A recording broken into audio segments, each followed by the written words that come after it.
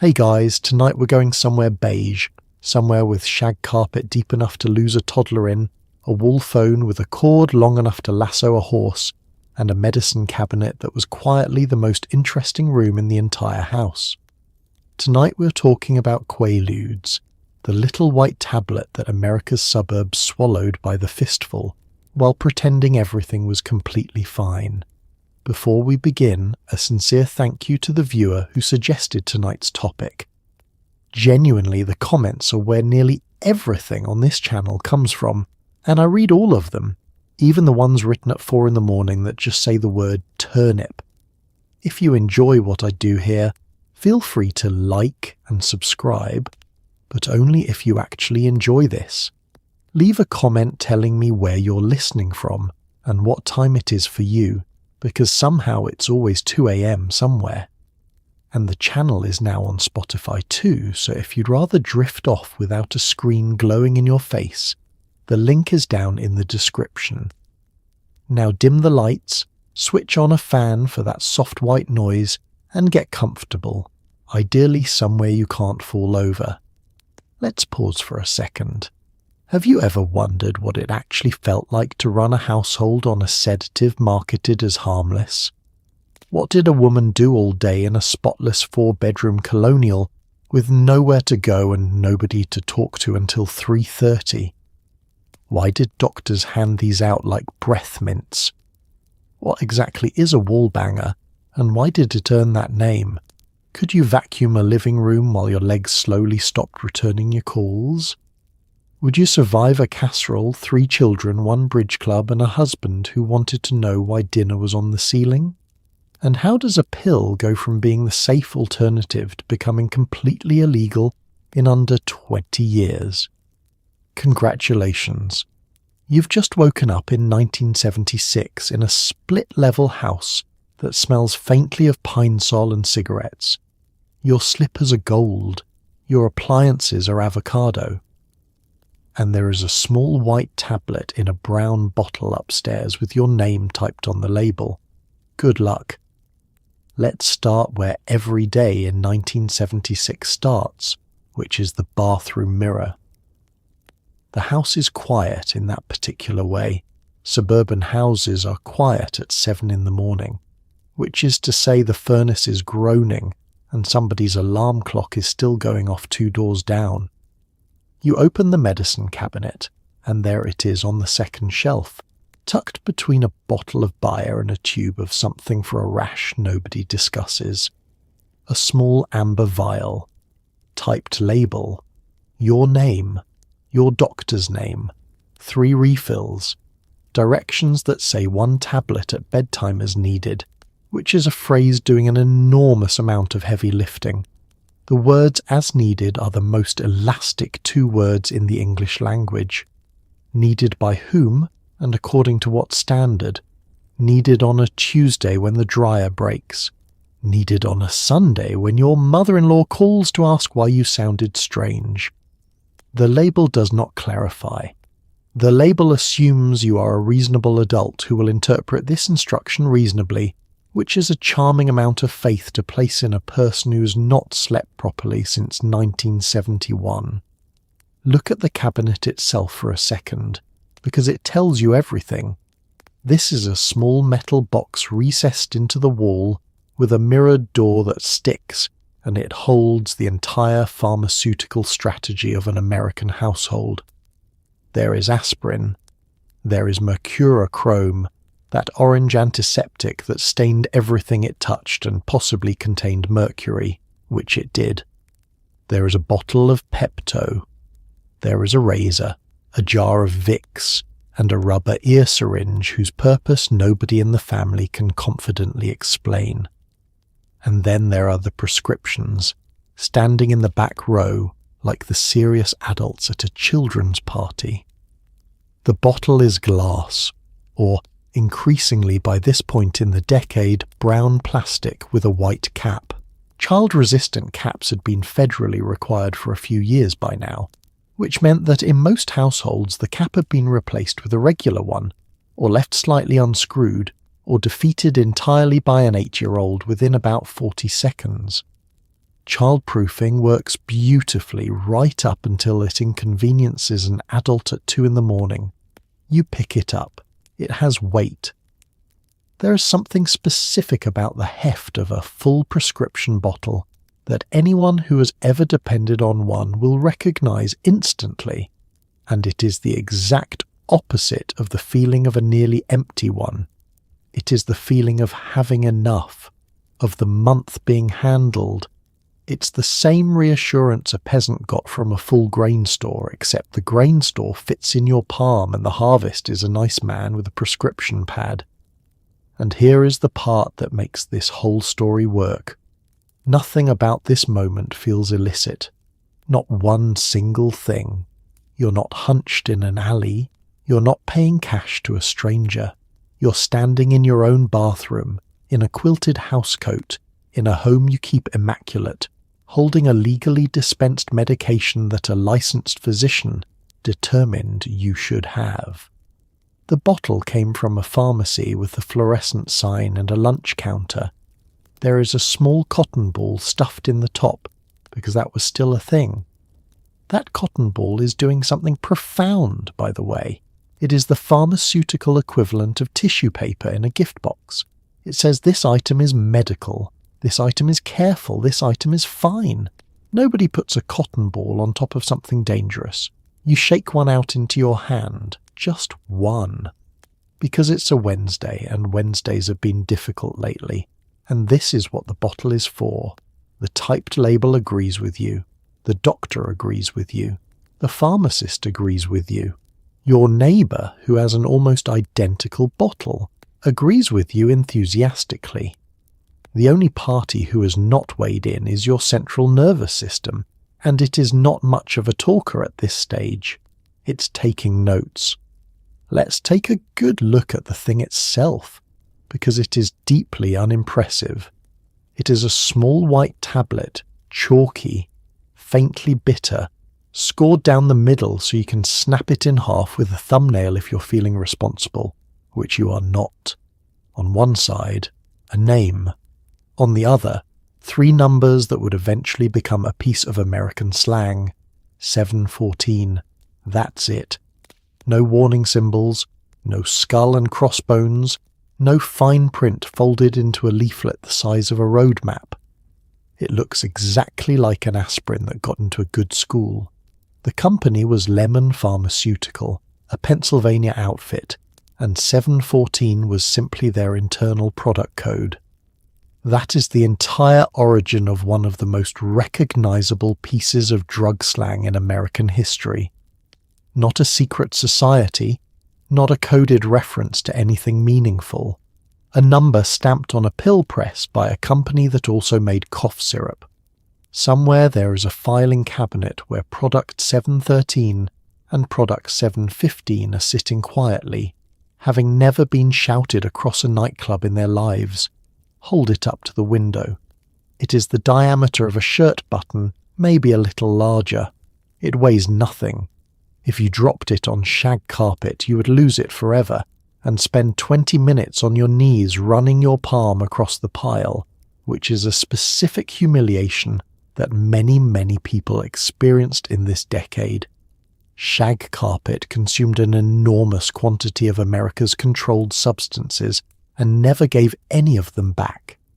The taste is the first honest thing about it. Bitter. Immediately and unmistakably bitter, in that specific chalky way that makes your tongue flatten against the roof of your mouth. If you let it sit there too long, it starts to dissolve at the edges and the bitterness spreads, which is why everyone learned to get it down fast with whatever liquid was nearest. That habit, incidentally, is how a great many people ended up washing a sedative down with a glass of Chablis, but we'll get there. Now compare it to what it replaced, because that comparison is the entire sales pitch. Barbiturates came in capsules, and the capsules were coloured, and the colours gave them their street names. Reds, yellows, blues, rainbows. They looked like something. They looked like a decision. A yellow capsule announces itself. A red one practically winks at you. The Quaalude looked like nothing. It looked like a vitamin. It looked like the thing your grandmother took for her heart. And in the 70s, when this pill was quietly becoming ubiquitous, that plainness was doing serious psychological work. There is a reason the tablet was never green. Physically, it dissolves fast. It's absorbed well and it moves quickly, which is why the onset is noticeable rather than gradual, and why so many people describe a distinct moment rather than a slow slide. It also stays in your system a long time, hours and hours, long past the point where you've decided you feel fine and are ready to operate a station wagon. And it stacks. If you take one, decide after 40 minutes that nothing is happening, and take another, you've not corrected an error. You've simply loaded the second one on top of the first and set a timer you cannot see. This is the single most common mistake in the entire history of this drug, and it was made by teenagers, by rock stars, by physicians, and by a great many women in quilted housecoats who genuinely, sincerely believed the first one had been a dud. It is a very small object to have caused so much trouble, which, if you think about it, is true of almost everything that ever caused trouble. Now here's where things get genuinely absurd. This pill did not begin life as a party favour for the suburbs. It began in 1951 in a laboratory in India, where two researchers were trying to solve malaria. That was the whole assignment. Find something that kills a parasite. What they found instead was a compound called Methaqualone, which did approximately nothing to malaria and an absolutely enormous amount to the human nervous system, which is the pharmaceutical equivalent of setting out to invent a better mousetrap and accidentally inventing the recliner. The men were Indra Kishore Kakar and Syed Hussain Zahir, working at a research institute, doing exactly the kind of methodical, unglamorous chemistry that fills most of the history of medicine. Malaria was and remains one of the great killers of human beings. Quinine worked but had problems. Synthetic antimalarials were the great pharmaceutical hunt of the era. So you build molecules, you test molecules, you throw out molecules. Most days you find nothing. Some days you find something that does nothing useful. And some days you find something that does nothing useful for the disease you are studying, and something spectacular for a completely unrelated part of the body. This happens more often than the medical profession likes to advertise. A very large number of the pills in your cabinet right now are the result of somebody looking for one thing and tripping over another.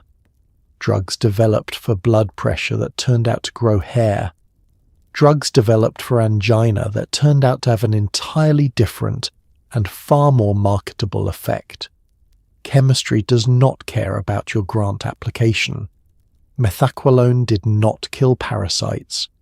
What it did was bind to receptors in the brain and slow the whole apparatus down, producing sedation, muscle relaxation, and a peculiar dreamy heaviness. In a malaria lab, that is a failure. In a pharmaceutical boardroom, that is a product. It took a while for anyone to see it. The compound sat around, was noticed, was reconsidered. By the early 1960s it had found its way to Britain, where it was combined with an antihistamine and sold under the name Mandrax. And Britain, it should be noted, got into trouble with it years before America did, which should have functioned as an extremely loud warning bell for anyone paying attention. Nobody was paying attention, because the pitch was too good. Here was a sedative that wasn't a barbiturate, and to understand why that mattered, you have to understand that barbiturates were, at this point, quietly killing people at a rate that had become impossible to ignore.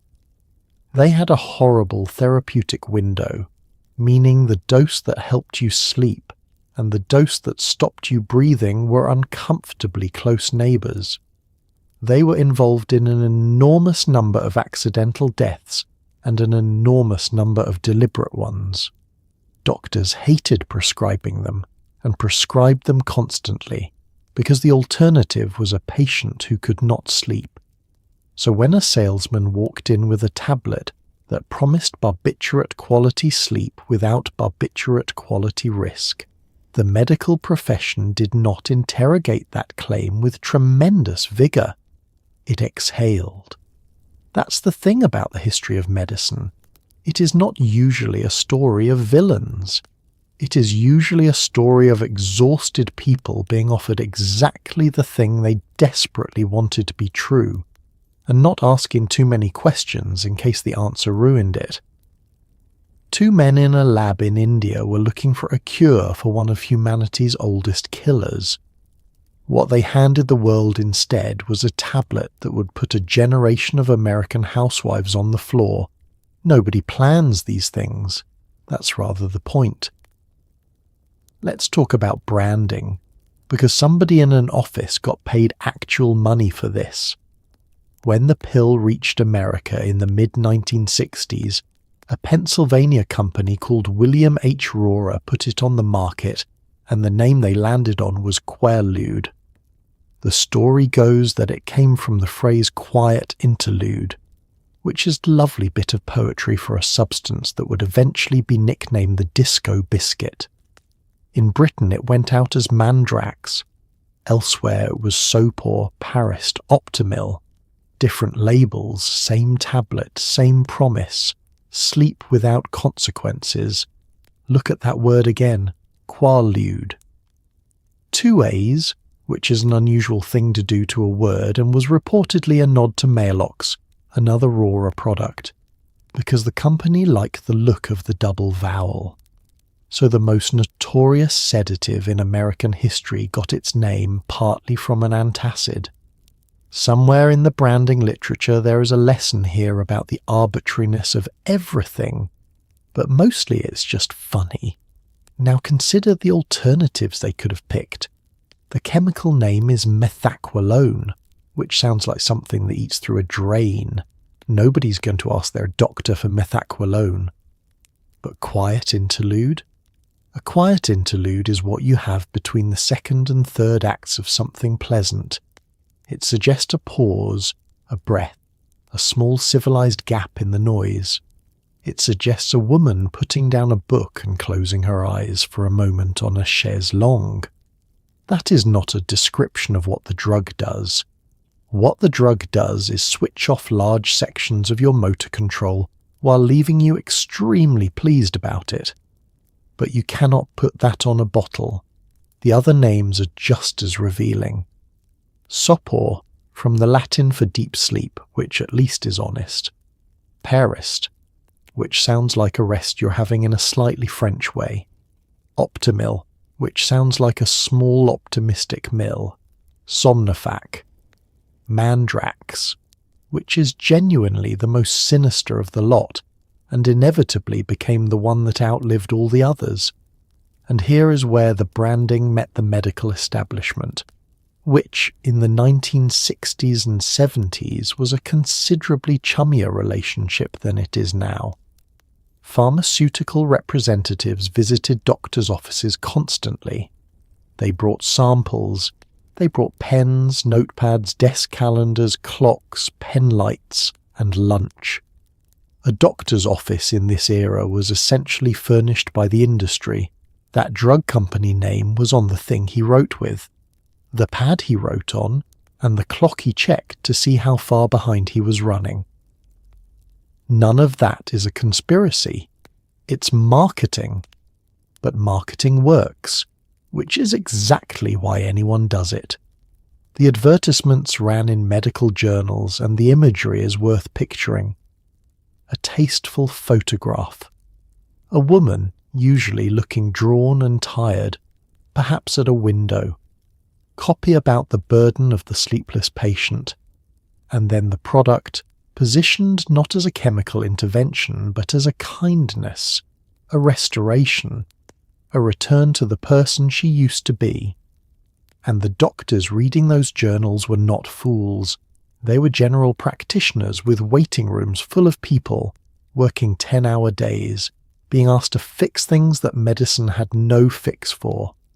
Loneliness, boredom, grief, a marriage that had gone quiet, a life that had become a series of identical Wednesdays. You cannot prescribe a purpose, but you can prescribe a quiet interlude.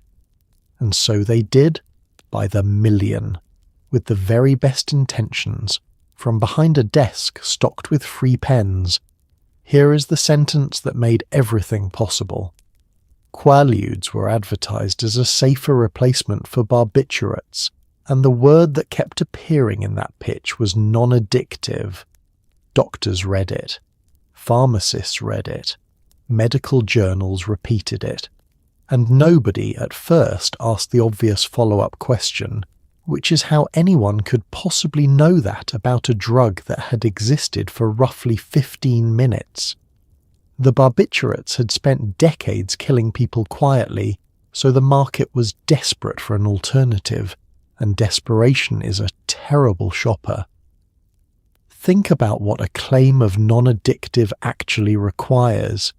It requires years of watching a large number of people take a substance regularly and then stop taking it and observing what happens. It requires long-term data, which by definition takes a long time to collect. It cannot be established in a laboratory, and it certainly cannot be established by a company that would very much like the answer to be yes. But in the 1960s, the drug approval process in America was young and thin by modern standards. The rules had tightened after thalidomide, which was the scandal that dragged regulation forward roughly a generation in a single shove, but the machinery for tracking what happened to people years after approval barely existed. A drug got in the door based on whether it worked and whether it obviously poisoned anyone. What it did to a 50-year-old woman in her 4th year of nightly use was simply nobody's department, and the medical profession wanted so badly to believe it. You have to understand the barbiturate situation to understand the eagerness. Barbiturates were everywhere. They were in every medicine cabinet in the country, and they were involved in a truly grim number of deaths, some accidental, many not. Doctors had watched patients die from a prescription they had written in good faith.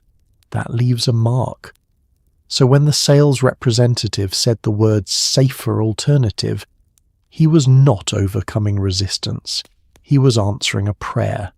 This is a pattern, by the way, and it is worth naming because it keeps happening. A drug causes harm. A replacement is introduced. The replacement is marketed specifically on being safer than the thing it replaces.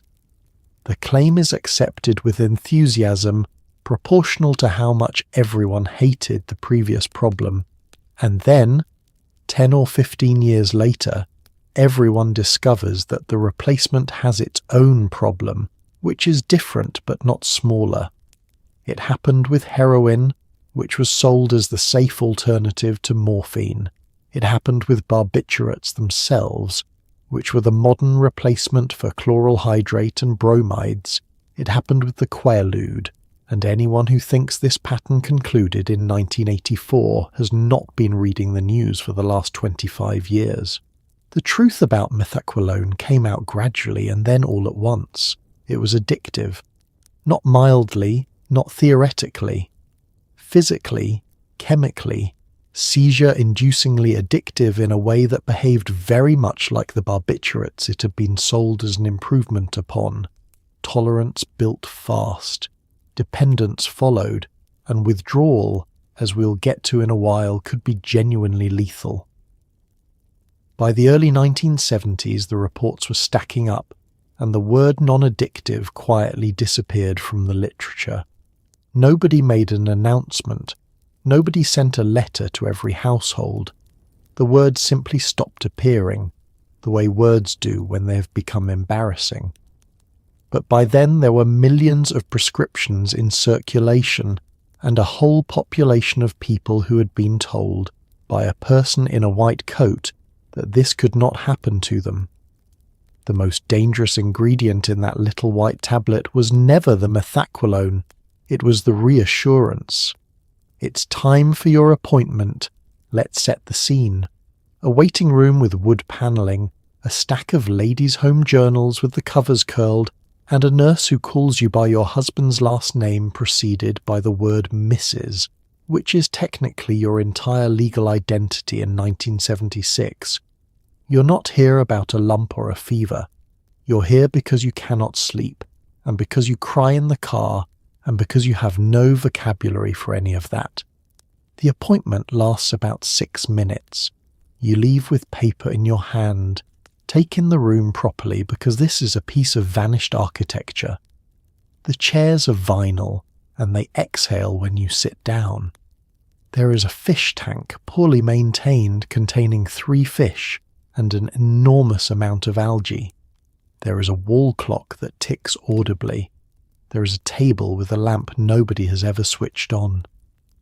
And there is a small window with a frosted sliding panel behind which a woman is doing something with index cards. Everything is index cards. Your entire medical history is a manila folder in a metal drawer, handwritten, occasionally illegible, existing in exactly one place in the universe. If you go to a different doctor tomorrow, that doctor starts from absolute zero and knows only what you feel like telling him. Remember that detail. It becomes structurally important in about 17 segments. You go in.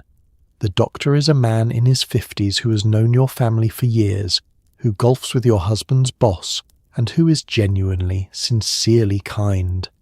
This is important. He is not a villain. He is a man with a full waiting room who has about 6 minutes to allocate to each human being in it. He asks how you're sleeping. You say not well. He asks how long. You say a while. There is a pause where you almost say the real thing, which is something along the lines of I do not know who I am anymore, and the afternoons are unbearable, but you do not say it, because there is no medical word for that and you would sound ridiculous, and because he is already reaching for the pad. The prescription pad is a small square of paper with his name printed at the top. He writes fast. Doctor's handwriting was already a national joke by this point, and he is upholding the tradition magnificently. He tears it off, hands it over, and says something warm about taking care of yourself. 6 minutes. That's the whole clinical encounter. And here's what makes it so hard to be angry at anybody. What exactly was he supposed to do? There is no referral he can make. Therapy in 1976 in a suburb for a woman carries a stigma somewhere between eccentric and unwell. Antidepressants as we understand them are a decade and a half away.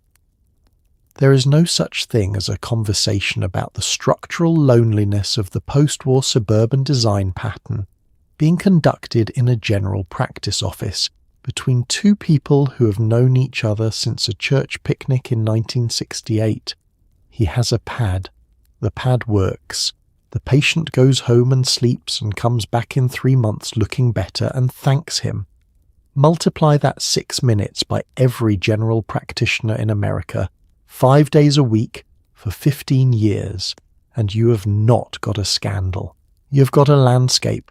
You fold the paper into your handbag next to the grocery list, and you drive to the pharmacy because it's on the way to the store anyway, and the roast isn't going to buy itself. Let's talk about the drugstore, which in 1976 is a genuine social institution. There's a lunch counter, a magazine rack, a rotating display of sunglasses, and at the back, elevated slightly like a small altar, the pharmacy. The pharmacist knows your name. He knows your children's names. He asks about your husband's back. He counts the tablets into a tray with a little spatula, and the sound they make is a dry, papery clatter that you will come to find weirdly comforting. Nobody checks a database. There is no database. Walk through it slowly because the smell alone is worth the trip. Drugstores in this era smelled like a very specific combination of floor wax, cologne samples, cardboard, and the faint sweetness of a soda fountain that has been syrupy since the Truman administration. There's a rack of paperbacks with lurid covers. There's a display of Timex watches under glass. There's a machine that develops your film in a week, and a card carousel that plays a tune when you spin it, and a whole aisle of things in cans that nobody has ever purchased. The pharmacy is at the back and slightly raised, which is not an accident. It is designed so that the pharmacist can survey the entire store, and so that the customer looks up. It has the geometry of a pulpit, and, culturally speaking, roughly the same authority. You hand over the folded paper. He reads it in a second flat, because he has spent 30 years decoding this exact handwriting. He nods. He turns to a shelf of enormous stock bottles, unscrews one, and pours a stream of white tablets onto a flat metal counting tray. Then comes the spatula. If you have ever watched this, you know exactly the rhythm. He draws the tablets across the tray in groups of 5, 5, 5, 5, sliding them into the little chute at the corner, counting under his breath, faster than you can follow.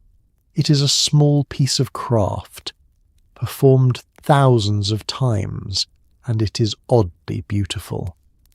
Then the bottle, the cotton ball, the label typed on a machine with a satisfying clack, and the whole thing dropped in a small white paper bag with the top folded twice. He asks about your mother.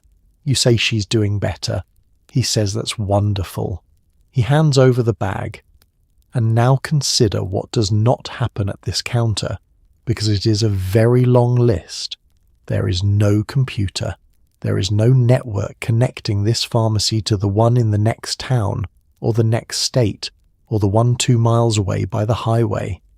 There is no automated flag if you filled a nearly identical prescription 11 days ago at a different store. There is no printout of interactions. There is no counselling requirement. There is in most cases no leaflet. The entire safety system consists of one man's memory and one man's willingness to say something awkward to a woman he has known for years. Sometimes he does. There were pharmacists in this era who noticed patterns, who called doctors, who quietly declined to fill things, who said something gentle across the counter that changed a life. They were the immune system of the whole arrangement, and they were operating on instinct with no data whatsoever. But mostly he does not, because everything looks completely normal. The prescription is legitimate. The doctor is respectable. The patient is a well-dressed woman buying shampoo, a birthday card, and a bag of Brach's caramels on the same trip. You pay, you take the bag, and you buy a magazine on the way out because it has an article about redecorating with wicker. Nothing about this scene looks like the beginning of anything. Let's talk about the actual problem, which is not the pill, it's the day. The children are gone by 8. Your husband is gone by 8:15, and now you're standing in a house that is already clean, holding a sponge, in complete silence, with roughly 7 hours to fill, and a strong cultural expectation that you should find this fulfilling. The dishwasher is running, the washing machine is running, the vacuum is in the closet. Everything in this house has been designed to save you labour, and the labour was the only thing giving the day a shape. This is the great unspoken joke of post-war domestic life, and nobody found it funny at the time. Your grandmother spent Monday doing laundry, and that meant the entire day, boiling water, wringing, hanging, a genuine physical undertaking that ended with her exhausted and unambiguously finished. Tuesday was ironing. Wednesday was baking. The week had a structure because the work had a duration. Then came the machines, the washer, the dryer, the dishwasher, the vacuum, the electric mixer, the frozen dinner. Each one removed hours of labour and returned them to you as empty time, which sounds like a gift and functions like a sentence. The work that remained expanded to fill some of it, because standards rose to meet the technology, and suddenly a floor had to be cleaner than any floor in human history had ever been. But it did not expand to fill all of it. So here you are at 9:15 in the morning, in a house on a curved street in a subdivision built in 1962, and here is what is available to you. There is the radio. There is the telephone, which is attached to the wall in the kitchen and has a cord that lets you reach approximately the refrigerator. There is the television, which at this hour is game shows and shortly soap operas. There is a car in the garage, if there is a second car, which there frequently is not because the man took it to work. And there is the outside world, which begins at your front lawn and consists, in every direction, of other houses exactly like this one, each containing exactly one woman standing in exactly this position. That's the part people miss when they picture the suburbs. It is not that these women were isolated from society. They were isolated in enormous, evenly spaced quantities, all at once, within shouting distance of each other, in a landscape deliberately designed with no sidewalks, no corner shop, no town square, and nowhere at all to walk to. The design was intentional. Privacy, greenery, separation from commerce. Every one of those features is lovely, and every one of them removes a reason to leave your house. And you cannot complain about it, because that is the other half of the trap. This is the prize.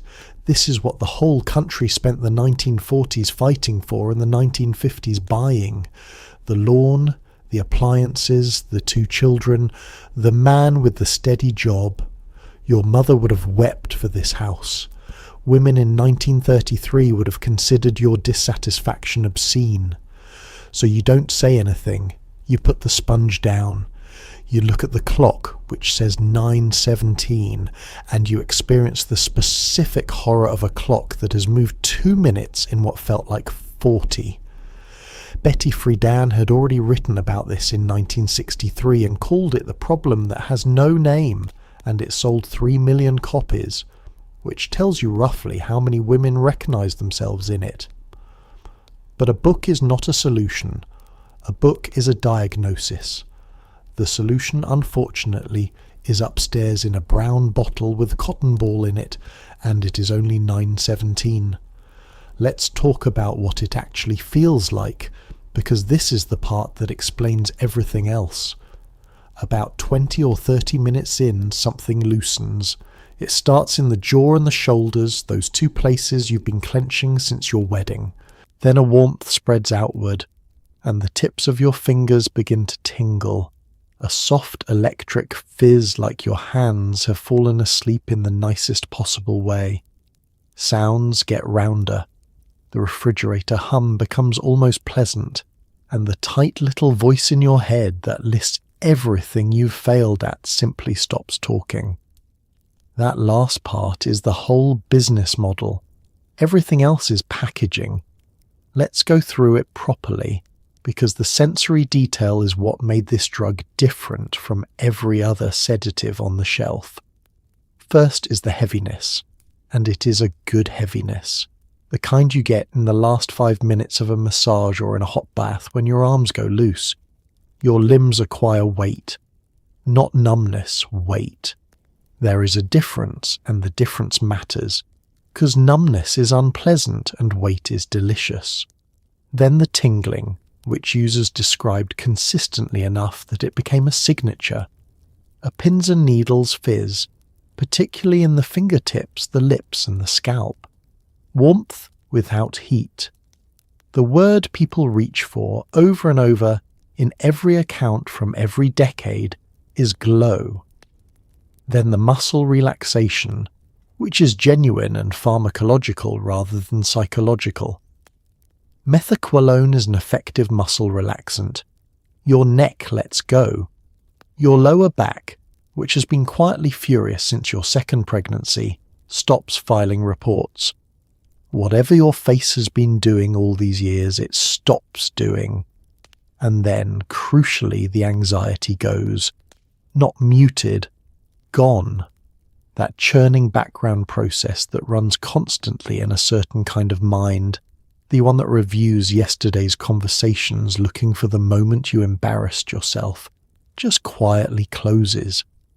Here is the critical thing, though, and it is the difference between this drug and a sleeping pill. You're not asleep, you are wide awake. Your mood is intact and in fact improved. You are chatty, you are affectionate, you find things funny. You are, by every internal measure available to you, having an unusually good morning. Meanwhile, your motor coordination has left the building without saying goodbye. That gap is the entire danger. With alcohol, everyone knows the deal. Drunk feels drunk. The room shifts, your speech goes, and even a fairly committed drinker retains some ambient awareness that they are compromised.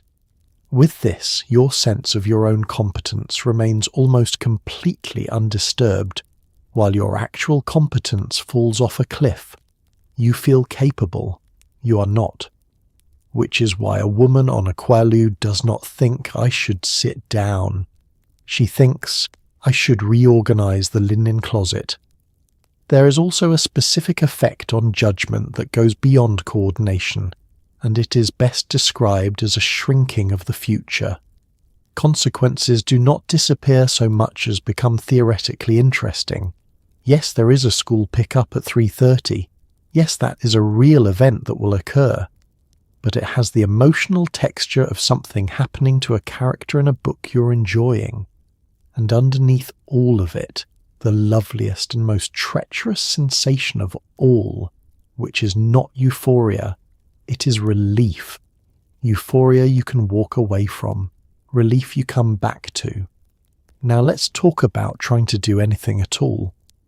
Because here's the trouble with a sedative that leaves your mood intact. You feel absolutely wonderful about tasks you're physically incapable of completing. You decide to vacuum the den. Excellent plan.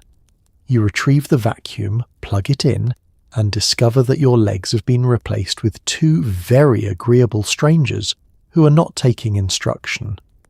You lean on the handle for balance.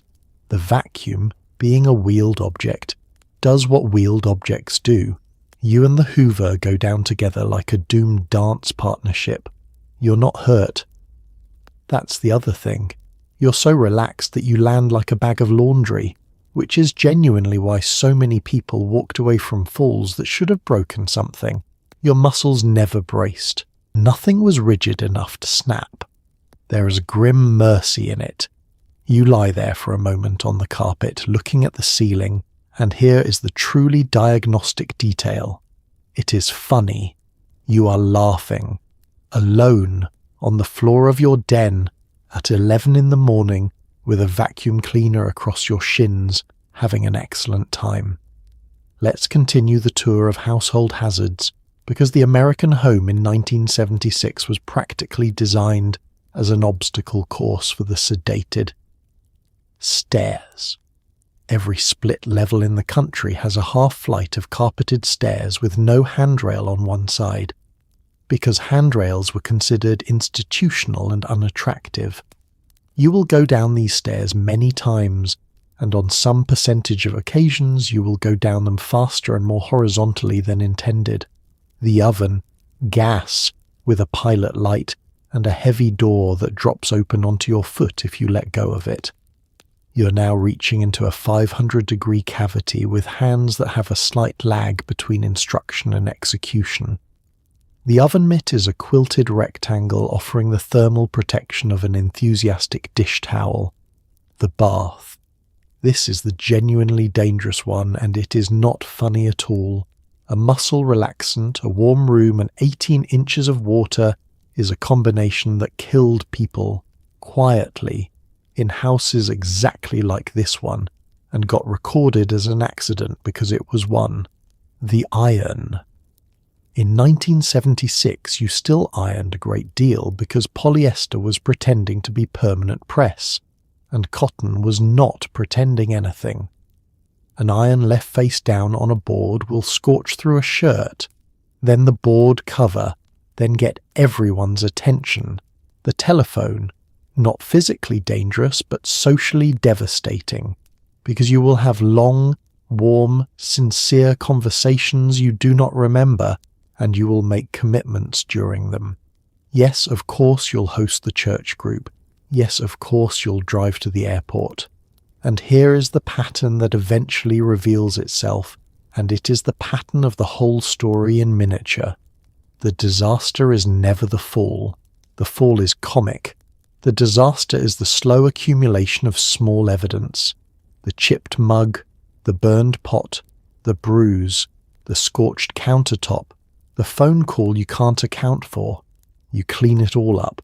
You always clean it all up. That's the thing about a woman who has spent her whole life keeping a house immaculate.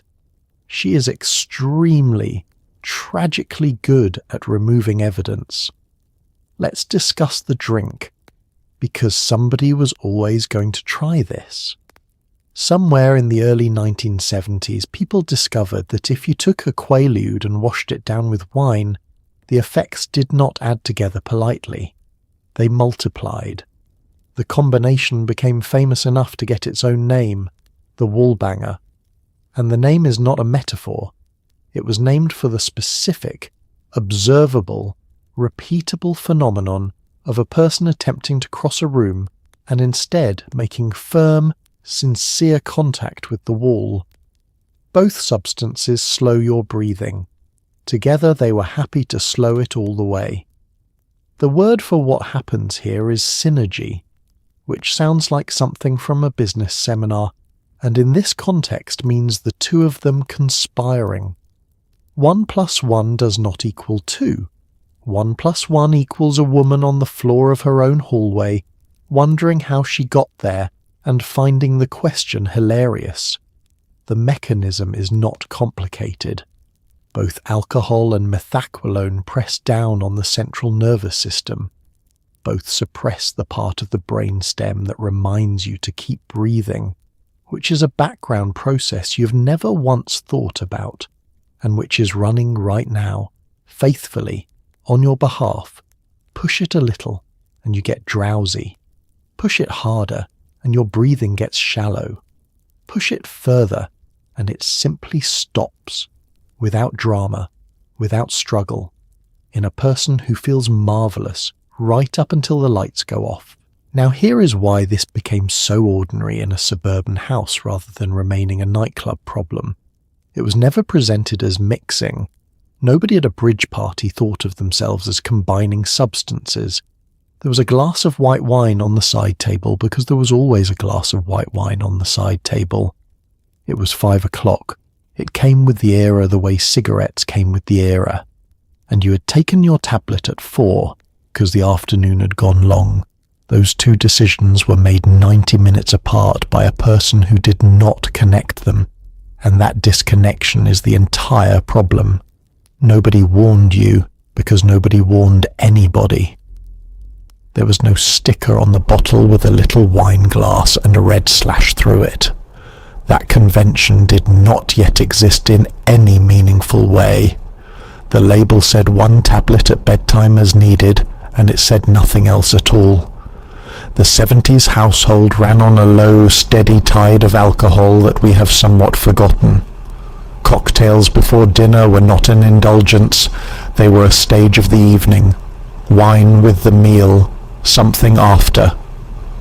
Men drank at lunch, openly, in restaurants, and then drove back to the office. The 3-martini lunch was a tax deduction that people argued about in Congress.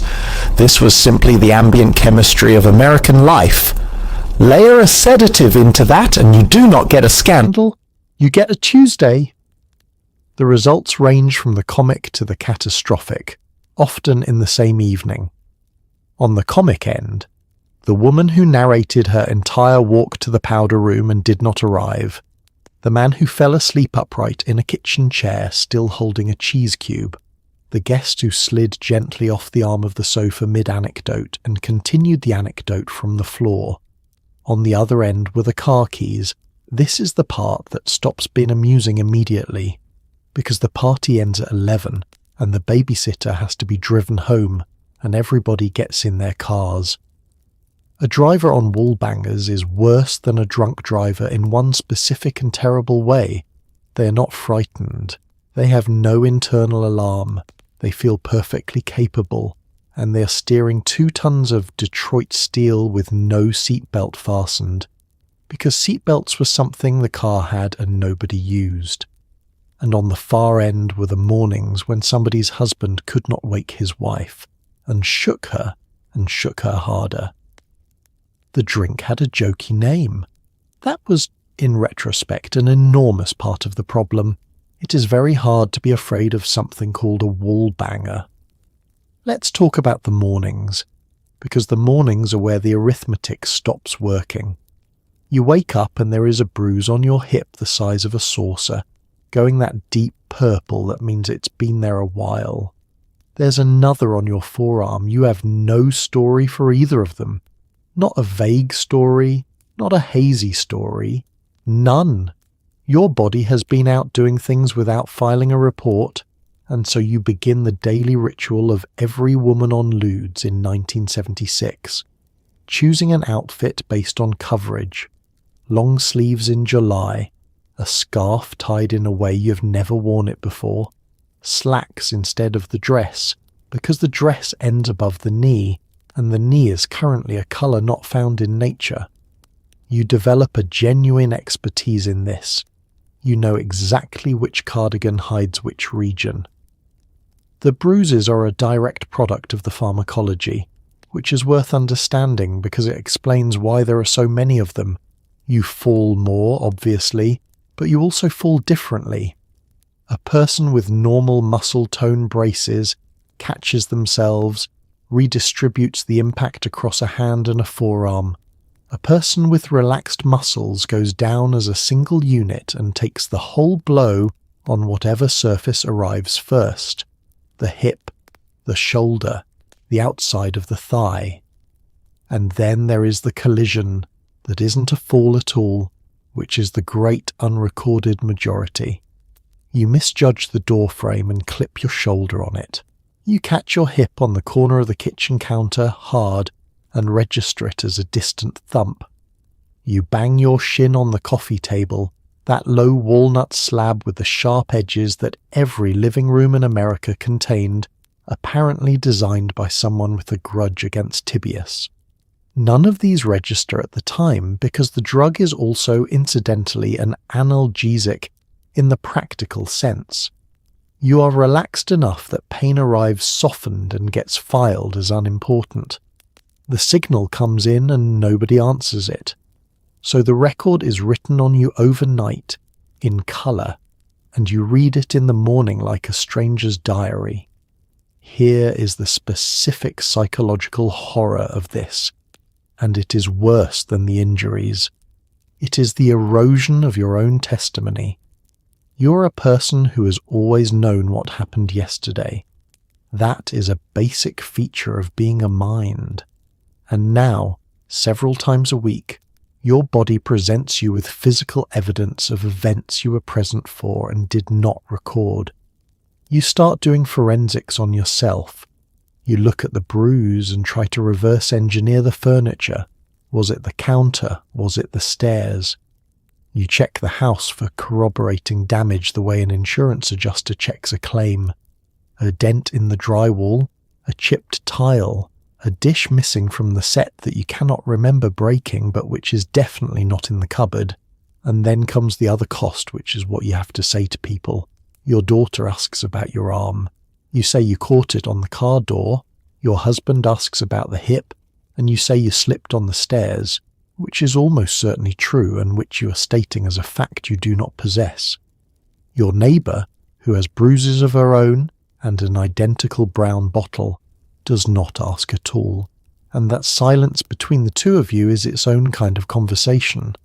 Because here is the thing about a lie you tell about a bruise. It is a very small lie. It costs nothing. Nobody is harmed. But it is the first one. And once you've told a small easy lie about a bruise, you have established a precedent, and the next one is easier, and it is about something slightly larger. This is how it always goes. Not a dramatic betrayal, just a woman in a long-sleeved blouse in August saying she caught it on the car door. The bruises fade in a week or two. Reliably, that's the mercy of them. By which time there are new ones. It's 10 in the morning and Diane from 2 doors down is at your kitchen table. Let's talk about the coffee clatch, which was the suburban information network before the internet, and which ran on caffeine, Salem's, and the free exchange of controlled substances. Diane has Valium. You have Ludes. Barbara down the street has something her sister brought back from Florida and cannot identify. These conversations were not conducted in whispers or code. They were conducted the same way you'd trade a recipe for 7-layer dip, because that is genuinely how it felt. Set the table properly. There is a percolator, that bubbling chrome dome that made coffee slowly and made it badly, and made the entire kitchen smell wonderful anyway. There is a plate of something, because you always put out a plate of something. Danish, or a coffee cake from a tube, or those cookies with the jam in the middle. There is an ashtray, glass, heavy, already in use. Everyone smokes. The kitchen has a yellowish film on the ceiling that nobody has noticed since 1969. And there is the conversation, which is genuinely one of the great sustaining institutions of the era. This is where women found out what was actually happening, who was pregnant, whose husband was drinking, whose son had been picked up by the police, which teacher at the elementary school was worth requesting. It was a network with no infrastructure and enormous bandwidth. It was also functionally a pharmacy. Understand that this did not feel like drug dealing. It did not feel adjacent to drug dealing. Drug dealing was something that happened in the city, involving men in denim jackets, and, according to the evening news, a great deal of heroin. What happened at your kitchen table was 2 women in their 30s comparing prescriptions. Diane says she can't take the Ludes because they make her too heavy. She prefers the Valium. It just takes the edge off without knocking her sideways. You say the Valium does nothing for you. Might as well be a tic-tac. Barbara says her doctor won't give her anything anymore because of the business last spring, and could she possibly have a couple, just to get through her mother's visit? You give her 4, out of the bottle, into her palm, into a folded tissue, into her handbag. You have just distributed a Schedule II controlled substance, and you feel roughly the way you would feel about lending someone a cup of sugar, which, given the entire architecture of belief around these pills, is not unreasonable of you. A doctor gave them to you. They are medicine. Barbara is having a hard month. Her mother is genuinely awful. What kind of neighbour would you be? There was also an information function here that was, in a strange way, more accurate than anything the medical profession was providing. This is where the practical knowledge lived. Don't take them on an empty stomach. Don't take them before you have to drive anyone. If you take one and nothing happens, do not take another one. Wait, they sneak up. That last piece of advice passed woman to woman over a percolator saved more lives than any warning label of the era, because there were no warning labels of the era. And this is where the counting happened too, not out loud. But you noticed. You noticed that Barbara asked in March and again in April and again in May. You noticed that Diane started her cigarette before 10. You noticed the way a woman's face looked when she said she was fine. Nobody said anything because there was nothing to say and nowhere to say it to. What was the alternative exactly? Report your neighbour. To whom? For what? So you refilled the coffee and moved on to the school bond issue, and everyone agreed the new gymnasium was a waste of money, and the ashtray filled up, and at 11:45 everyone went home to make lunch for nobody. Let's talk about the evening social calendar, which sounds charming, and was, in practice, a slow-motion pharmacology experiment held in a rec room. The Tupperware party, the Avon party, the card party, the neighbourhood barbecue where everyone's husband stands around a grill discussing the transmission on a Chevelle. Officially, these are events about plastic containers with burping lids. Unofficially, they run on sangria, cigarettes, and whatever's in everyone's purse. And a room full of sedated adults is a remarkably pleasant room right up until somebody has to drive home. Let's start with the room, because the 70s rec room deserves a moment. It is in the basement or the back of the split level. There is wood panelling, dark, covering every wall, applied in 4x8 sheets over the original plaster with a staple gun. There is a bar in the corner that nobody sits at, with 3 stools and a shelf of bottles including a creme de menthe that has been there since the house was built and will outlive everyone present. There is a sofa in burnt orange, there is a lamp shaped like a globe, and there is carpet everywhere, including places where carpet is a genuinely bad idea, such as the bathroom. The Tupperware party itself is a small marvel of commercial architecture. A woman you know is the consultant. She has a case. She demonstrates the seal by filling a container with water and turning it over above the head of whoever is sitting nearest, which produces a shriek every single time and never gets old. There are games. There is a prize, which is a small container. You order a lettuce keeper you do not need and will use for 30 years. Meanwhile, there is a punch bowl of sangria on the counter, made with a jug of Gallo, a bottle of ginger ale, and slices of orange floating in it like a fruit salad that has given up. Everyone has a glass. Everyone refills it without noticing. And in perhaps a third of the handbags in that room, there is a small brown bottle. Nobody produces theirs in the middle of the demonstration. That would be strange. What happens is that at some point a woman goes to the bathroom and takes one and comes back, and 20 minutes later she is the funniest person in the room. Then another woman, noticing this, does the same. The evening's mood curve rises steadily, and then, around 9:40, plateaus and begins to sag. Because here is what a room of gently sedated adults actually looks like from the outside, and it is not chaos. It is the opposite. It is extraordinarily warm and extraordinarily slow. Everyone is affectionate. Everyone finds everyone else delightful. Conversations happen with long, comfortable gaps in them. Somebody says something sincere about a friendship that they would never say sober, and everyone agrees it was beautiful. Somebody puts a record on, and nobody dances, but everyone approves of the idea of dancing. It is honestly a lovely party. That's the uncomfortable truth at the centre of all this. It worked. People connected. A group of lonely, tightly wound, emotionally constipated adults spent an evening being open with each other, and the reason they could do it was chemical.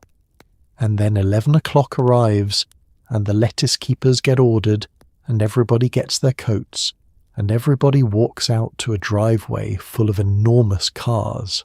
That's the part. The distance is short. 4 streets. Nobody is going anywhere near a highway. The children are home with a 15-year-old who charges 75 cents an hour and is watching Carson. What could possibly happen in 4 streets? Occasionally something did. Now, let's talk about the children, because this is where the comedy gets thin. School lets out at 3:30. That is the hard deadline your entire chemistry is now organised around. If the timing goes right, you are pleasant, patient, unbothered by spilled tang, magnificently unbothered by the fact that someone has drawn on the wallpaper. If the timing goes wrong, you are a woman asleep on a sofa at 4 p.m, while a 9-year-old makes his own snack and learns, quietly, not to ask why. Let's start with the version where it goes right, because that version is real and it needs saying. There is a genuine argument, made at the time and made sincerely, that these pills made some women better mothers. Not funnier, not more present, but measurably more patient. A woman who has been screaming at her children by 4 o'clock every day for 6 years does not scream anymore. The 9-year-old spills an entire pitcher of Kool-Aid across the kitchen floor, and instead of the eruption he has learned to expect, he gets a mild, warm, unhurried mother saying, "Oh, sweetheart, grab the towel." He prefers this mother. Obviously he prefers this mother. And that, right there, is the trap closing. Because the woman notices that he prefers her and draws the entirely reasonable conclusion that the tablet is helping her family. That is not a rationalization she invented to excuse herself. It is an observation supported by evidence. Now the version where it goes wrong. Timing is everything. And timing is exactly the thing a person on sedatives cannot manage. You take one at 1:30 because the afternoon has become unbearable, and the peak passes, and then you take another at 2:45 and the second one arrives late, the way they do, and at 3:40 a school bus with brakes that hiss stops at the corner, and 2 children walk up a driveway toward a house where their mother is asleep on a sofa with the television on. They know how to get in. The door is unlocked, because in 1976 every door in America is unlocked. And here is what those children do, and it is heartbreaking in its efficiency. They're quiet. They put their books down softly. The older one gets the younger one a snack. They watch television with the volume low. If she stirs, they say hello and she says something warm and unfocused and drifts again. At 5:30 the older one turns the oven on because he has watched her do it, and by the time headlights swing into the driveway, there is a meatloaf approximately baking, and the kitchen looks, from the doorway, essentially normal. Nobody taught them this. They worked it out. That's the thing about children in houses like this. They become extraordinary readers of atmosphere. They can tell within 4 seconds of walking through a door which mother is home today. They develop an early warning system with no vocabulary attached to it, because they have never been given a word for what they are detecting and would not use it if they had. And they do not tell anyone. Ever. Not their teacher, not their friends, not their grandmother. Partly loyalty, partly because they assume every house is like this, and partly because what exactly would they say? My mother sleeps a lot. Mothers are tired. Everyone knows mothers are tired. The long tail of this is a generation of adults who are magnificent in a crisis and cannot relax in a quiet room, who cook competently at age 11, who watch a stranger's face for the smallest change and can tell you what mood they're in before they've spoken. They call it being observant.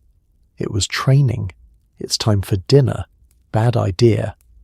In 1976, dinner is a serious institution.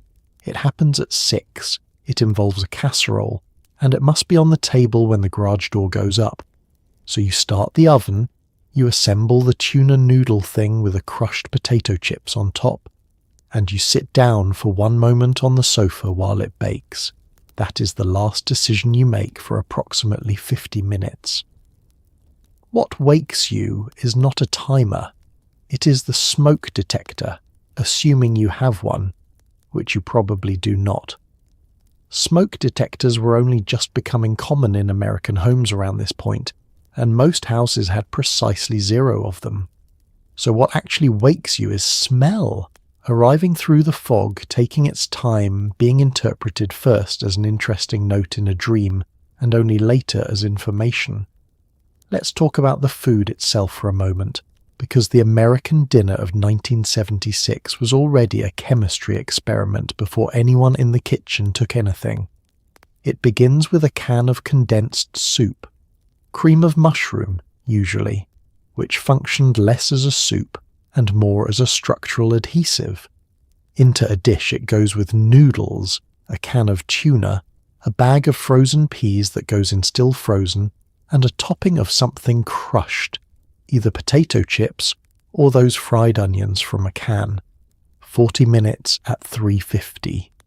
This is not a recipe so much as a set of coordinates. Around it there is a whole cuisine of things suspended in other things. Jello salads containing shredded carrot, or celery, or in the more ambitious household, small shrimp. There is a great deal of iceberg lettuce. There is a bottle of French dressing, orange, that will be finished by 1981. There is Wonder Bread, and there is a stick of margarine on a dish, and presiding over all of it is a rule that nobody has written down and everybody obeys absolutely. Dinner is at 6, not around 6. At 6, he gets home at 6. This is not tyranny in most households. It is simply the shape the day has. But it means there is a hard deadline in your afternoon, and you're attempting to meet it while chemically incapable of tracking time. So here are the ways it goes wrong in ascending order of drama. The mild version, it's a bit brown on top. Nobody mentions it. Everyone eats it. The medium version, the top layer is genuinely carbonized and you scrape it off into the sink and serve what's underneath and announce that it's a new recipe. The next version, the whole thing is a blackened brick and there is a smell in the house that will still be there on Sunday, and you open every window in February and you tell him the oven's temperature is off and he says he'll look at it and never does. And then the version nobody jokes about, because a gas range with a pilot light, a person who's put a pan of oil on a burner and gone to sit down for a moment, and a kitchen full of curtains is not a funny combination. House fires in this decade were common and they killed people, and a certain number of them started exactly this way and were recorded as unattended cooking, which is technically an accurate description. You clean it all up before 6, you always do.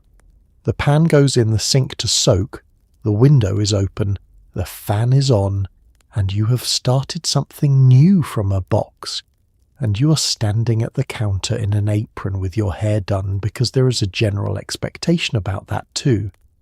The garage door goes up. You say hello.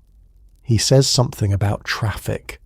Nobody says anything about the smell, which is enormous. That's the whole marriage right there in one sentence. Let's talk about your husband, who is standing in the kitchen in a wide tie, holding a briefcase, looking at a scorched casserole. There are two versions of this man, and both were extremely common. The first genuinely does not notice anything, because he's been raised to believe that the interior life of his wife is a sealed unit, like a transmission. The second notices completely and says nothing, because saying something would require a conversation that neither of you has the words for, and there's a game on at 8.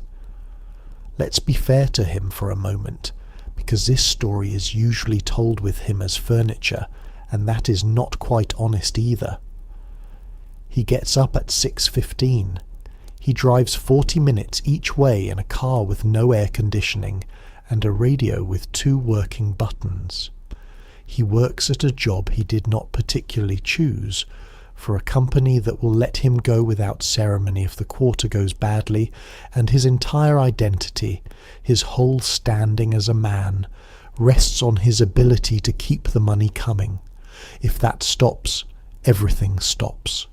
There is no second income. There is very little safety net. He is one bad year from the whole structure collapsing, and he knows it. and he has been told explicitly by every institution he has ever encountered that the correct response to any internal difficulty is to not have one. He does not discuss his feelings because he has no equipment for it. His own father spoke roughly 400 words to him about anything personal across an entire lifetime, and several of those were during the war and unrepeatable. So he comes home to a burned dinner and a wife who's behaving slightly strangely, and he runs the only 2 programs he has. Program 1. Nothing is wrong.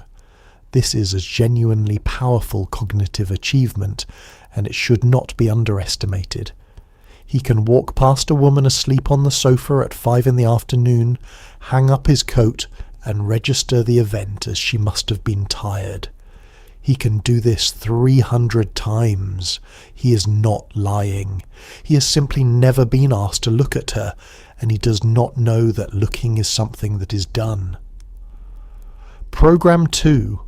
Something is wrong, and it must not be named. This man is not stupid, and he is not cold. He sees the bruises. He has counted the bottle once, standing in the bathroom, and put it back exactly as he found it, and gone downstairs and turned on the television. Because what happens if he says it? He says, "I think you're taking too many of those." And then what? Then she cries, or she denies it, or worse, she agrees. And then they are 2 people standing in a kitchen, with a problem on the table between them, and absolutely no idea what the next sentence is. There is no marriage counsellor in the phone book that either of them would be caught walking into. There is no rehab as we understand it. There is a state hospital 40 miles away, and the word for what happens to women who go into places like that is not a word he wants attached to his wife. So he does not say it. He says, "Smells like it caught a bit," and she says the oven's off, and he says he'll look at it, and that is the entire conversation about the thing that is happening to his family. There was a third kind of husband, and he should be mentioned. The one who went to the doctor himself without telling her, and sat in that 6-minute appointment and said something is wrong with my wife. Those men existed. Sometimes it helped, but mostly it was the tie, the briefcase, the burned casserole, and a man saying nothing at all with total sincerity, and then 2 adults watching television in the same room for 3 hours without speaking, which in 1976 was called a happy marriage. Let's address the thing that made Quaaludes different from every other sedative on the shelf, and the reason the nickname eventually became the love drug. Most downers switch you off. This one switched off your inhibitions first and your body second, and left a strange tingling glow in between. That gap, the window where you were uninhibited but still upright, is precisely why the pill escaped the bedroom and ended up in nightclubs. It's also why the pill developed a second, darker reputation, one built entirely on the fact that it removed a person's ability to say no.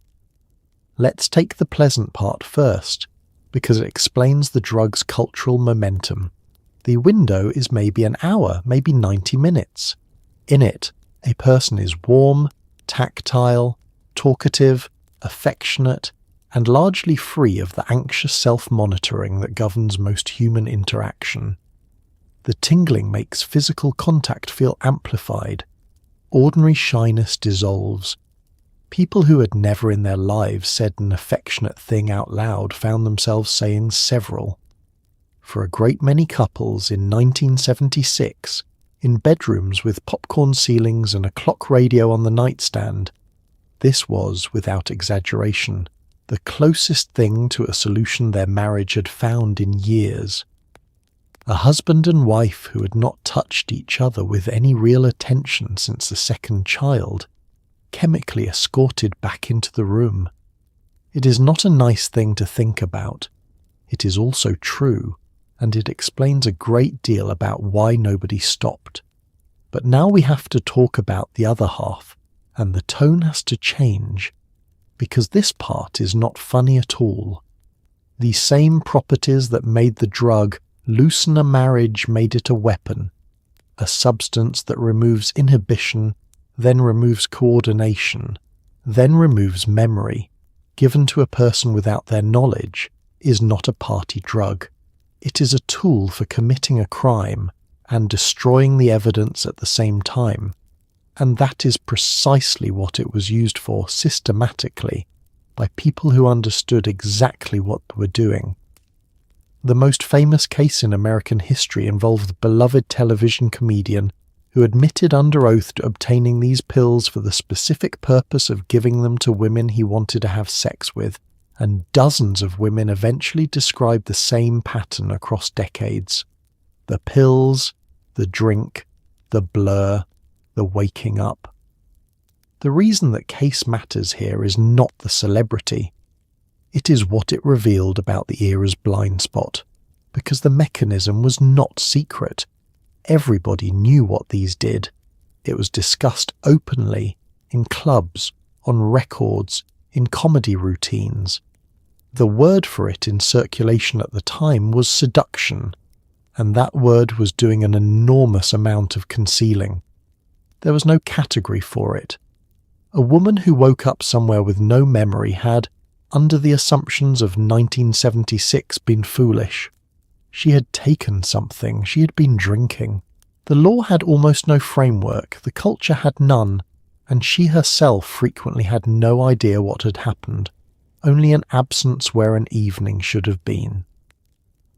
The suburban housewife and the woman in the nightclub are connected here by something more than a shared tablet. Both were operating in a world where the disappearance of a woman's memory was treated as a small private embarrassment, rather than a fact requiring investigation. The pill was marketed as a quiet interlude. For a certain number of people, that turned out to be exactly what it was, and not in the way the copywriter meant. Let's talk about the hours between 1 and 3, which are the hours nobody writes songs about. The television is on. It is always on. General Hospital, as the world turns, a rotating cast of people having enormous emotions in beautifully lit hospital corridors, and you are on the sofa in a housecoat, half awake, watching fictional women have the crises you're not permitted to have, in a room where the loudest sound is the refrigerator. This is the void that the little white tablet is filling, and it is an enormous void. Consider the machine itself first. A console television, which is to say a piece of furniture the size of a small sideboard in a walnut veneer cabinet, weighing roughly as much as an engine block. 3 networks and possibly a 4th channel that comes in badly and shows old movies. You get up to change it physically with a dial that clicks through the numbers, and there is a knob for vertical hold that you will adjust for the rest of your life. And on it, between 1 and 3, is a genre built with almost surgical precision for exactly the woman on that sofa. This soap opera was designed for her. That is not a metaphor. It was invented on radio and named after the companies that sponsored it, which sold detergent, because the audience was known and the audience was her. Every convention of the form serves a person doing something else in the same room. Slow pacing, so you can leave and come back. Constant recapping, so you never lose the thread. Long scenes of 2 people talking, so it works if you're only listening.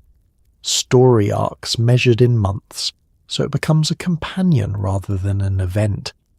And the content, which is the part worth thinking about. What happens on these shows is enormous. Affairs, amnesia, secret parentage, deathbed confessions, comas, evil twins, a woman standing in a doorway saying, "I never wanted you to find out this way." Meanwhile, in the actual room, a refrigerator, a clock, a beige telephone that has not rung since 1040. The gap between those 2 things is not incidental. It is the whole appeal. For 2 hours a day, A woman with no permitted emotional range whatsoever gets to watch people whose lives are nothing but emotional range. Somebody on that screen is furious in a way that would be unthinkable in your kitchen. Somebody is leaving her husband. Somebody said the true thing out loud. Then a commercial for floor wax. And this is where the tablet fits, because the honest description of what it does to this afternoon is that it makes the afternoon acceptable, not enjoyable. Acceptable. It removes the low, grinding, unbearable awareness of time passing, which is the thing that makes a silent house at 2 PM genuinely difficult to endure. Under sedation, the hours have no edges. They pass without being counted. That's what you're buying. Not pleasure. The elimination of duration. There is a particular quality to that light too.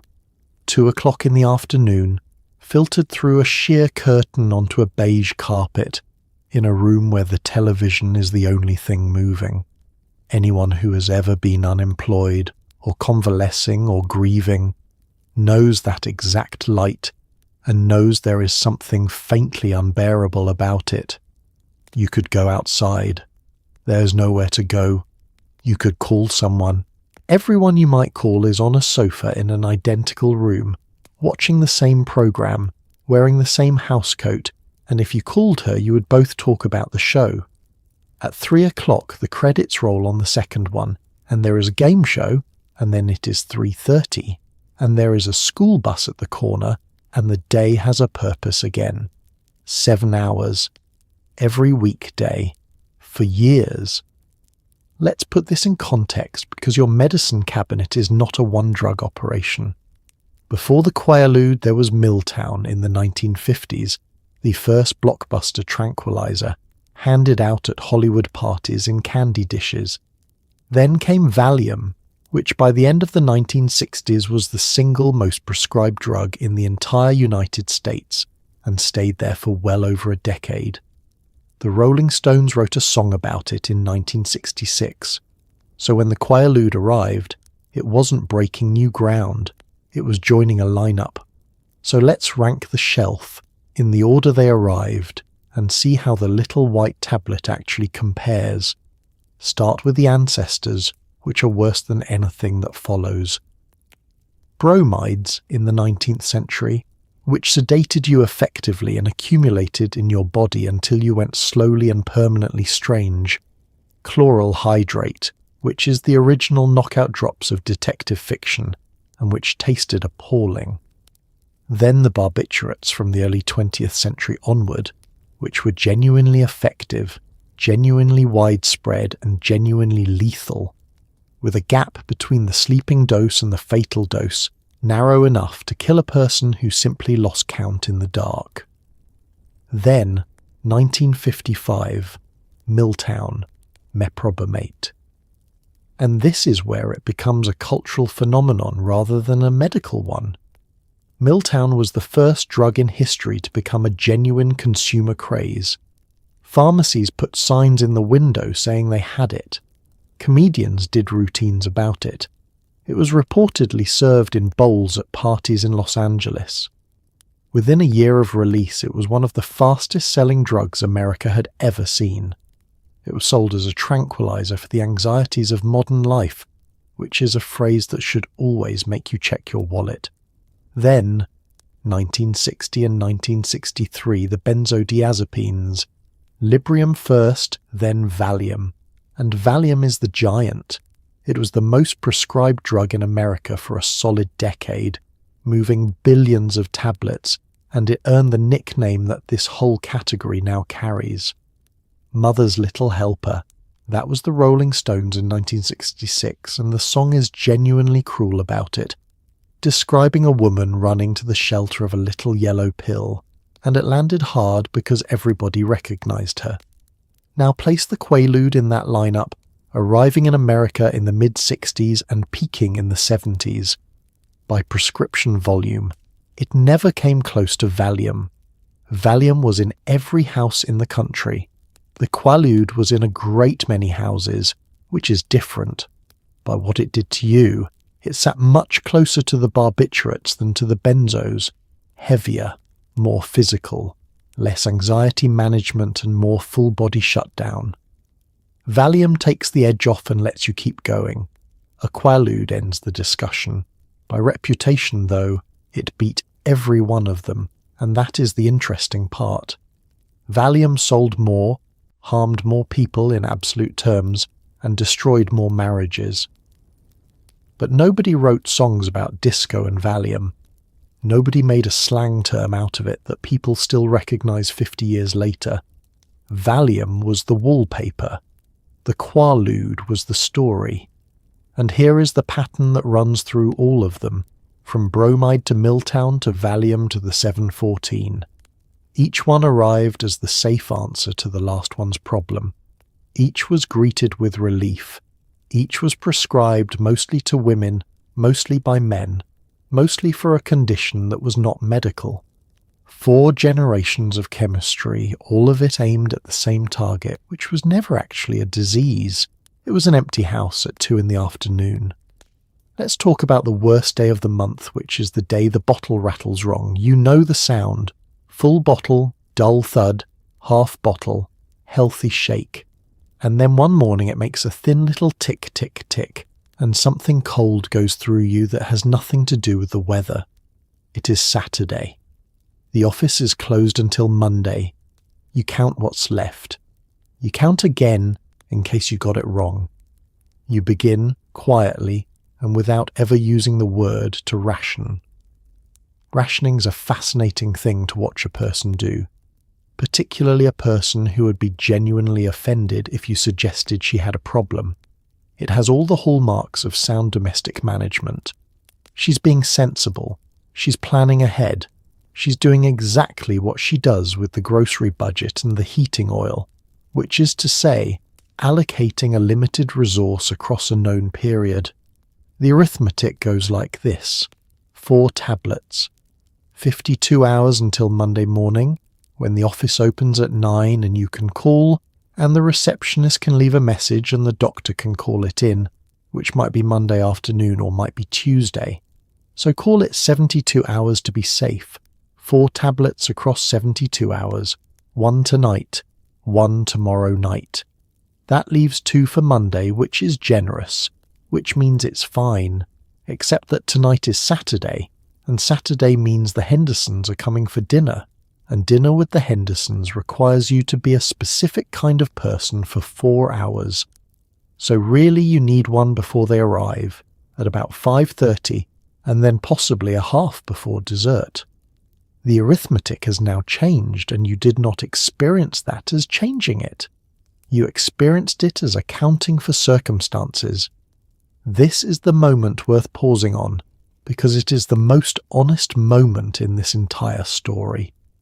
Everything up to now could be explained as bad medicine, bad marketing, a doctor with 6 minutes, a lonely afternoon. Fine. But nothing about the empty house explains why a woman is standing in a bathroom at 8 a.m. doing division. The bottle knows. The bottle has been keeping the actual records this whole time, and it says 30 tablets were dispensed 19 days ago. 19 days. 1 a night is 19. There are 4 left. You do that subtraction and then you very carefully do not do anything with the answer. You put the bottle back. You go downstairs and make pancakes, because it is Saturday and the children like pancakes, and you make them well, and everyone has a nice morning. But the number is in you now, sitting somewhere below your ribs, and it will be there all day. By Sunday afternoon you are 3 tablets into the 4, and the physical stuff has started. And this is the part that reveals the lie in the word non-addictive. It is not craving. Craving is psychological, and you could argue with craving. This is your hands. A fine tremor, just enough to make a coffee cup announce itself against the saucer. A hot, itchy restlessness under the skin. A queasiness.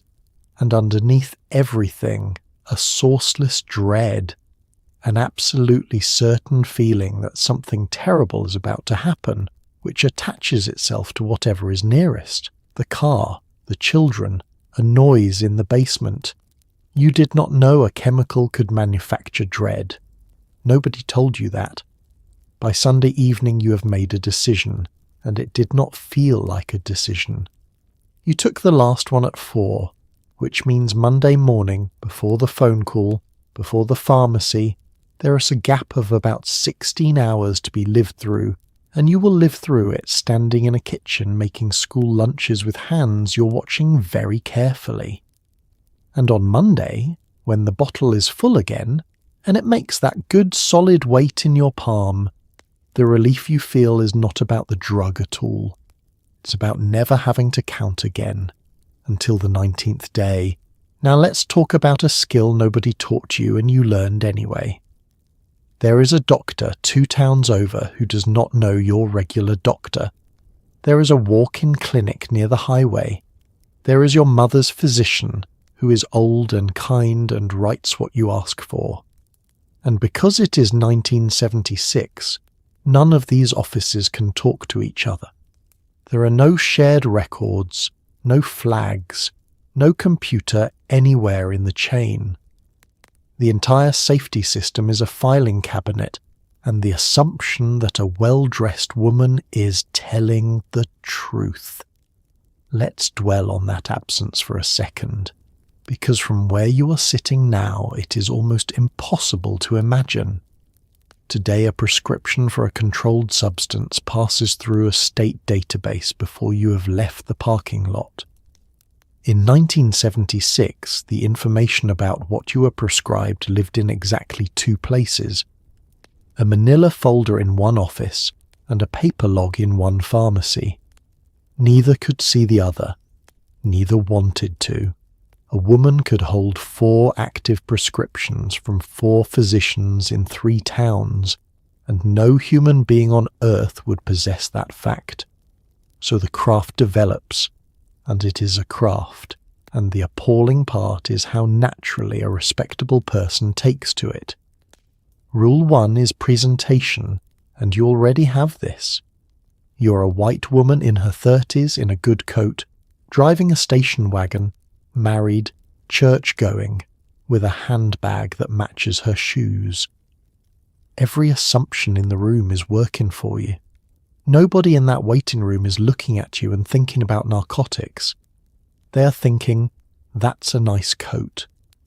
Rule 2 is the story, and the story must be modest. This is the counterintuitive bit. Amateurs ask for too much and describe too much agony. The professional presents a small, boring, extremely common complaint. Trouble sleeping. Started after mother's illness. Doesn't want to be a bother. The doctor's entire day consists of people who want to be a bother, and a woman who apologizes for taking his time is a woman he wants to help. Rule 3 is to mention having taken it before and finding it helpful. This is the key that turns everything, because it converts you from a person asking for a drug into a person continuing a treatment. Rule 4 is geography. Never 2 doctors in the same town, never 2 pharmacies on the same road. You develop a mental map of the county that a delivery driver would envy, and you build your errands around it. Groceries in one direction, the good fabric store in another, and coincidentally there is a walk-in clinic near each. Rule 5 is the ledger, and this is where it gets genuinely sad. You keep it in your head, because writing it down would make it a thing. Which doctor, which date, which story you told, what you said about your husband. You are managing a small covert operation with no notes, using cognitive resources you have not applied to anything else in a decade, and you are extremely good at it. That's the part that stays with you afterward. A woman who has been told for 15 years that she's not capable of much discovers she's capable of running a logistics operation across 3 counties without a single error. The dismantling of all this took years and required something that did not exist yet. a computer that could talk to another computer. Triplicate prescription programs, where a copy went to the state, came in gradually and worked well where they existed, and in the states that had them, prescribing dropped hard. But mostly throughout the 70s, the system's only real defense was that respectable women did not do this sort of thing, which was true right up until the moment respectable women started doing it in enormous numbers, in nice coats, apologizing for taking up your time. Let's talk about the places that dropped even the pretense. By the late 1970s, storefront operations were opening up in strip malls, advertising under gentle names about stress and fatigue and relaxation. You walked in, you filled out a form, you saw someone for 4 minutes, you paid cash, and you walked out with a prescription. Some of these places moved hundreds of thousands of tablets. They were not hidden. They had signs. They were listed in the phone book, right there between the stereo repair shop and the steakhouse. Picture the strip mall, that great architectural gift of the era. A single long building set back behind an ocean of asphalt, with a dry cleaner, a pizza place, a store that sells water beds, a nail salon, and at the far end, next to a unit that has been empty since the shoe shop closed, a clinic. The signage is careful. Nothing about medicine, something about wellness or vitality, or the modern stresses of everyday life. There is often a plant in the window, plastic. There is a hand-lettered notice about the hours, and a smaller one saying cash only, which is the only genuinely honest thing on the premises. Inside there is a folding table, a woman with a clipboard, and a waiting area of stacking chairs. The form asks your name and whether you have trouble sleeping. There is no history taken. Nobody weighs you. Nobody takes your blood pressure, which in a medical office is roughly the equivalent of a restaurant not having plates. You see a doctor. He is real, mostly. He has an actual license, which is the whole engine of the operation, because a license is the thing being monetized here. Sometimes he is elderly and semi-retired and being paid handsomely to sit in a chair signing. Sometimes he's younger with a problem of his own. He asks 2 questions, does not listen to either answer, and writes, 4 minutes, cash, next. And the volume is the astonishing part. A single one of these operations could push out prescriptions by the tens of thousands in a year. Investigations later found individual physicians who had written for staggering quantities of Methaqualone, more than any legitimate practice could account for, more than the entire patient population of the town could plausibly need. The DEA eventually estimated that a very large share of all Quaaludes reaching the street in the early 80s came not from smuggling, but from American doctors writing American prescriptions. That is the detail that reframes everything. The problem was not primarily a border problem. It was a filing cabinet problem. Why did this go on so long? Because the enforcement apparatus for prescriptions was, at the time, structurally weak and philosophically reluctant. Medicine policed itself through state boards staffed by physicians, and physicians were extremely slow to move against other physicians. A board investigation took years. A doctor could be under review and still writing, and the underlying legal question, how much is too much, is genuinely hard, because a doctor is supposed to have professional discretion. So the mills operated in plain sight, advertised in the yellow pages, and were known to every teenager in the county within about a fortnight.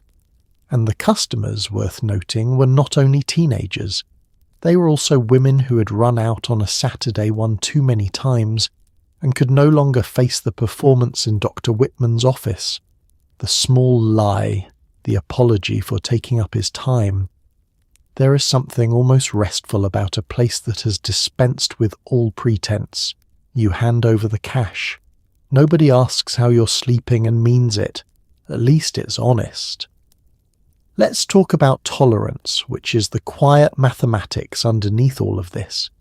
In the beginning, one tablet took the edge off the entire world. 6 months later, one tablet takes the edge off a Tuesday.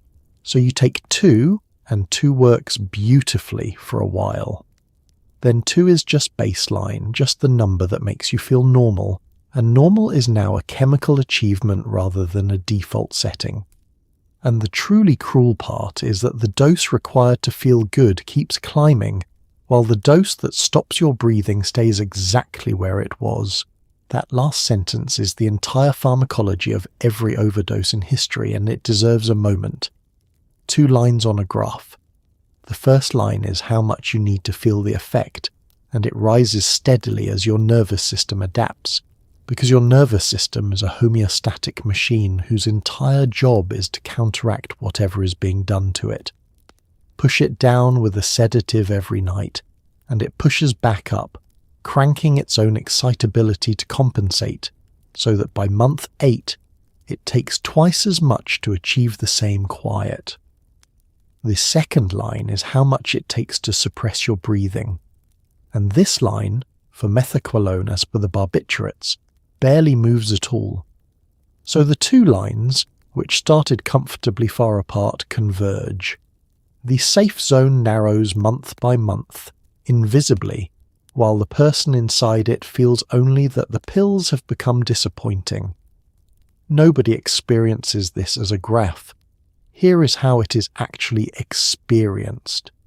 It is experienced as one working less well than it used to, which you attribute to the pharmacy switching to a generic, or to a bad batch, or to stress. This is a genuinely universal belief, and it is almost always wrong. The pills are the same, you are different.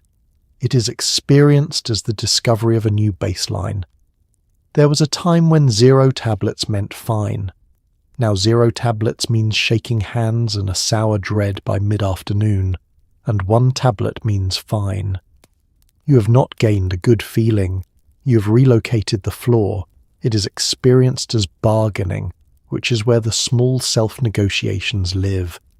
Only after 5, only on hard days, only ever 2, never 3. Each rule is set sincerely, and each is renegotiated with an equal sincerity when circumstances warrant, and circumstances warrant surprisingly often, and it is experienced as time compression, where a month's prescription lasted a month, then 22 days, then 18. That is the only truly objective measurement available to you, and it is why the counting in segment 21 is such a threatening activity. The bottle is keeping honest books. There is one more feature, and it is genuinely the meanest thing in the whole file. Tolerance to the pleasant effects builds faster than tolerance to the clumsiness, so over time you get less and less of the warm glow, and just as much of the falling over. The reward shrinks, the wreckage doesn't. By the 18-month mark, a person is taking a substantial daily dose that produces almost no euphoria whatsoever, purely to prevent the withdrawal that would otherwise arrive by lunchtime, while continuing to bruise, burn dinner and lose afternoons. Which is to say, nobody at this stage is having a good time. Not one person. The party ended a year ago and everybody is still here, cleaning up, because leaving turns out to be the hard part, and leaving, as it happens, is where this gets dangerous. Now let's talk about the part the word non-addictive concealed.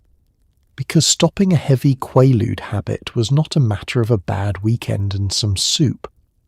Methaqualone withdrawal behaved like barbiturate withdrawal, which is to say it could produce tremors, vomiting, delirium, hallucinations and full seizures. It was one of the small handful of drugs where quitting suddenly could genuinely kill you, and nobody had explained this to a 38-year-old woman in a ranch house who simply decided one morning that she was going to stop being like this, because that is how it starts, not with an intervention, with a decision made alone in a bathroom out of shame after something happened. She fell in front of the children. She said something at a party. She missed a school concert entirely and lied about the reason. So she pours them down the toilet, all of them, which is, in her mind, the responsible and decisive act of a woman taking charge of herself, and which is, in medical terms, roughly as advisable as removing your own appendix with a bread knife. Here is the mechanism, because it is worth understanding and it is not intuitive. Your nervous system has spent 1.5 years compensating for a nightly sedative by turning its own excitability up. That compensation is not something it can undo in an afternoon. Remove the sedative and you are left with a brain that has been tuned deliberately and adaptively to run hot, with nothing left to counterbalance it. The result is not sadness. The result is a nervous system with the brakes removed. Day 1 is not too bad. Anxiety, sweating, a stomach that will not settle, a night with almost no sleep in it, which is bitterly funny given the original complaint. Day 2, the tremor arrives properly. Not a delicate shimmer, a real shake, hands and jaw. Nausea becomes vomiting. Your heart rate climbs and stays climbed. Every sound is too loud, the refrigerator, the clock, the children, and light hurts in a way that light has no business hurting. Day 3 is the dangerous one. This is where the delirium can begin, and delirium is a much stranger thing than most people imagine. It is not confusion. It is the total loss of the ability to distinguish what is in the room from what is not. People saw insects. People held conversations with relatives who were dead or elsewhere. People became convinced with absolute clarity that something was in the house. And this is where the seizures happen. Grand mal seizures, arriving without warning, in a kitchen, in a hallway, at the top of a staircase. That is the sentence that should have been printed on the label of every bottle ever dispensed in this country, and instead the word on the label was non-addictive. Now here is the part that makes it worse. She cannot tell anybody. Because telling somebody means saying the thing out loud, and the thing is that she is a housewife going through withdrawal, which is a sentence with no acceptable place in 1976. So she does it in secret over a weekend, with the story that she has caught something. Her husband, who is not a bad man, brings her ginger ale and takes the children out so she can rest. He does not know. He's being kind, in a house where the only person who could recognize what is happening is the woman having it. And what breaks it, in the overwhelming majority of cases, is not willpower failing. It is simple terror. At 2 a.m. on the third night, shaking violently in a dark bathroom, she is genuinely afraid she is dying. There is one thing in the house that will stop it inside 40 minutes. That is not weakness. That is a nervous system, in extremis, doing the only arithmetic left to it. And the medically correct response, which was to taper slowly under supervision, was information she had never once been given by anybody at any point. She takes one, it stops. She cries with relief and shame in equal measure. And the next morning she calls the doctor's office, and the receptionist says he can call something in. Let's talk about the trips to the hospital, which by the mid-1970s were happening in numbers that finally got somebody's attention. Overdose on this drug was not always a peaceful drift downward. It could come with vomiting while unconscious, with muscle spasms, with convulsions, and with breathing that got slower and shallower until it stopped, especially if there had been wine involved, and there had almost always been wine involved. The emergency rooms of America began seeing the same patient over and over, suburban, well-dressed and unresponsive. Let's follow one in, because the details matter. It's a Friday, near midnight. A husband has been unable to wake his wife and has done the thing that felt least dramatic, which is to put her in the car himself rather than call an ambulance, because an ambulance in a cul-de-sac at midnight is a piece of news the entire street will possess by Saturday lunch. So he carries her out in a housecoat and drives 20 minutes with his hand on her shoulder, talking to her the whole way. The emergency department of 1976 is a very different room from the one you'd picture now. Emergency medicine had only just been recognised as a specialty of its own. Monitoring is basic. There is no scanner down the hall. The physician on duty may be a surgeon, an internist, or a resident, and his diagnostic equipment is mostly his eyes, his ears, and his experience. What he sees when they wheel her in is a woman who is deeply unconscious, but whose deep tendon reflexes are strangely brisk, and who is twitching, and whose muscle tone is not slack the way an opiate overdose is slack. That combination is odd enough to be a signature, and by 1976 the good ER physicians in America knew it on sight. He asks the husband what she took, and the husband says he doesn't know, and then says something about sleeping pills, and then, after a moment, says she does have a prescription, and produces a bottle from his coat pocket because he had the presence of mind to grab it. That bottle is the single most useful diagnostic tool in the room, and every emergency physician of that era would tell you the same. Then comes the treatment, which is where you appreciate what modern medicine actually is. There is no antidote. There's never been an antidote for this. Opiates have naloxone, which is a genuine pharmacological miracle, and there is nothing remotely equivalent here. So the treatment is to support the body and wait for the liver to finish its work, which means, in practice, keeping the airway open, breathing for her if she cannot, fluids, and watching. Gastric lavage was standard practice then, and it is exactly as unpleasant as it sounds. Activated charcoal, and then hours in a bed with somebody counting respirations. She wakes at 6 a.m, foggy and mortified, in a paper gown with her husband asleep in a chair. And here is the piece that explains why this went on for years. What happens next is almost nothing.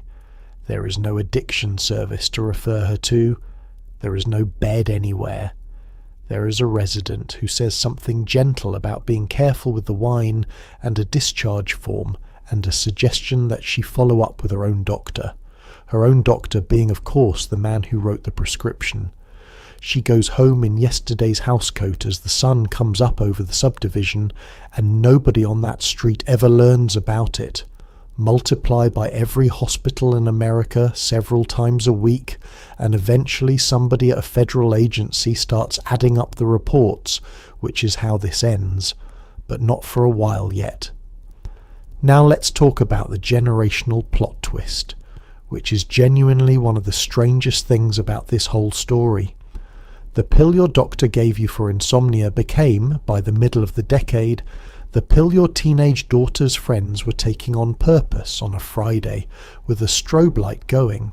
Kids called them ludes, quads, soapers, disco biscuits. There were bars in Manhattan that were effectively built around them, and so the suburban housewife and the college sophomore ended up dependent on the exact same tablet by two completely different routes. The route in was almost always the house. That's the thing worth sitting with.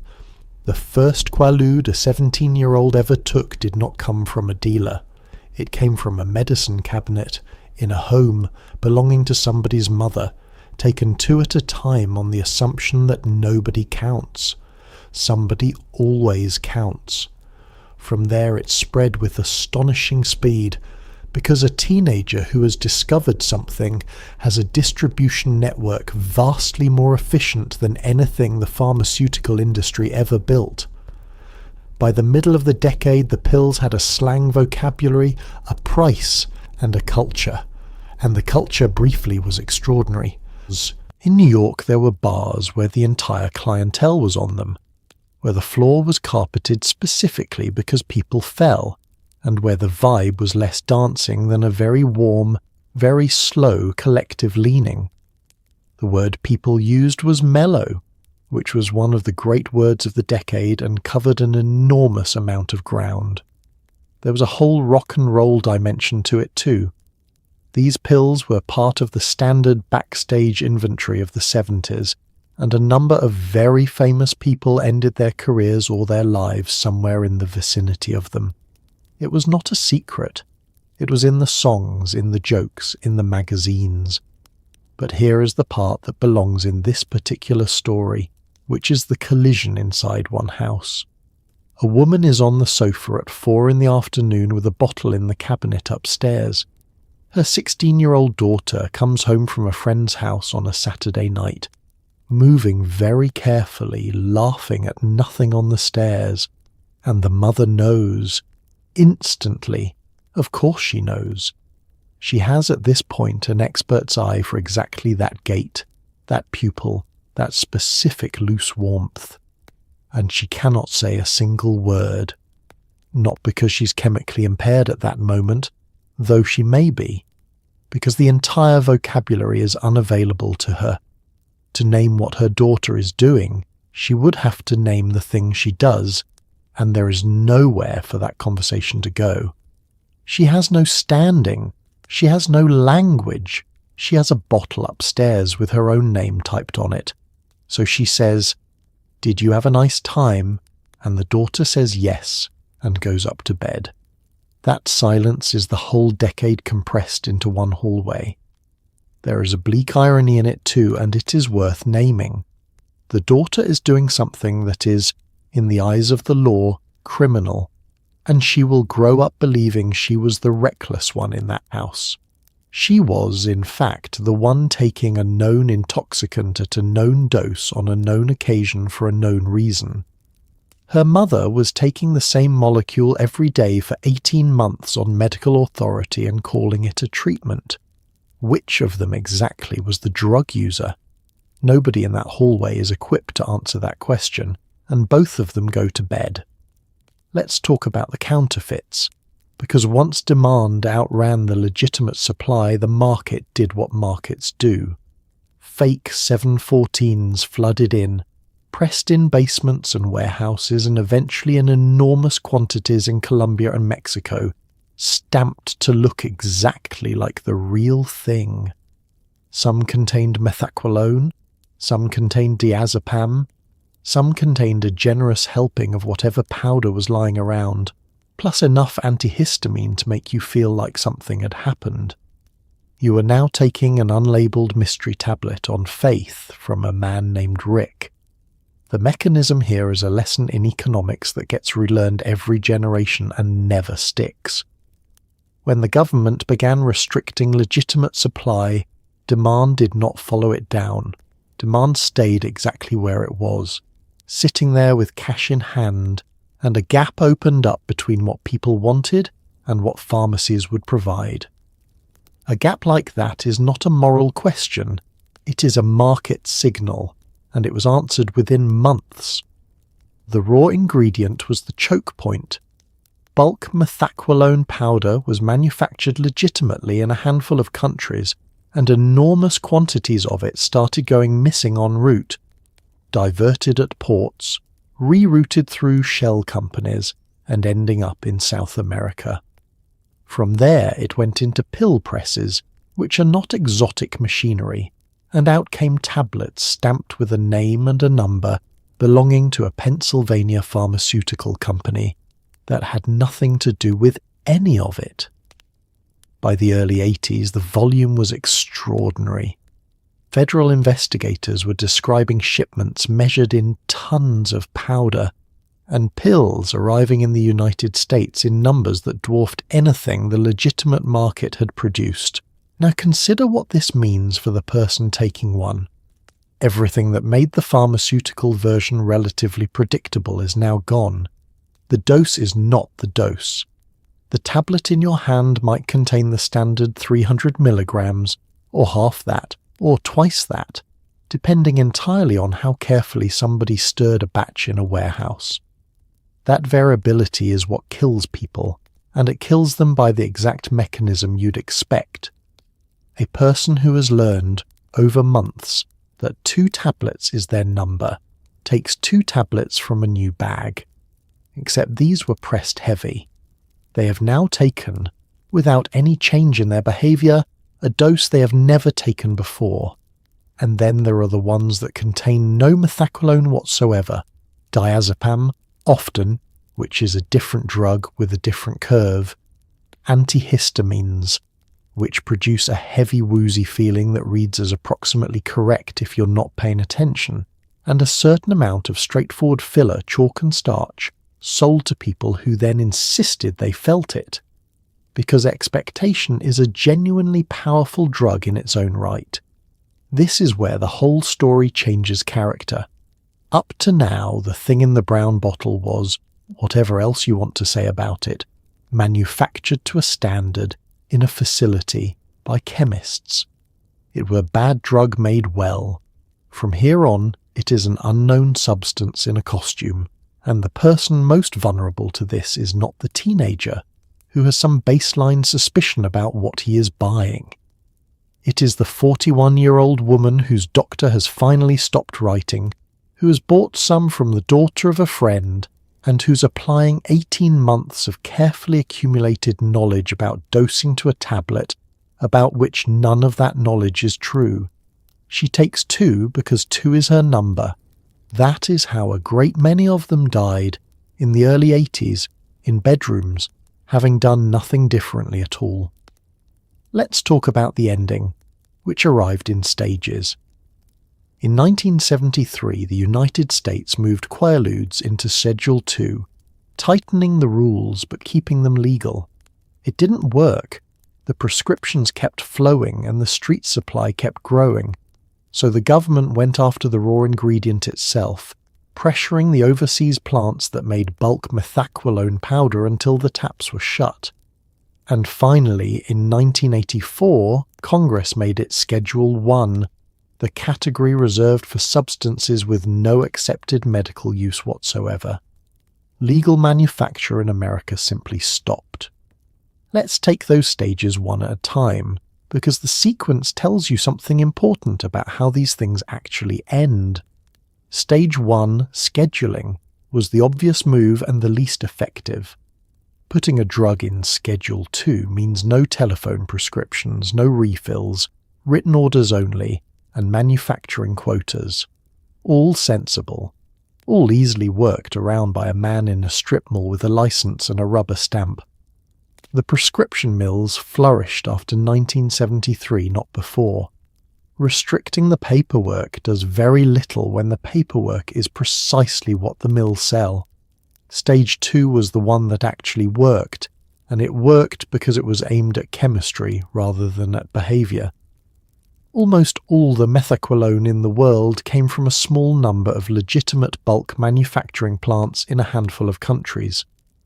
That is an extraordinarily narrow choke point, and the American government, working through diplomatic channels, went and closed it.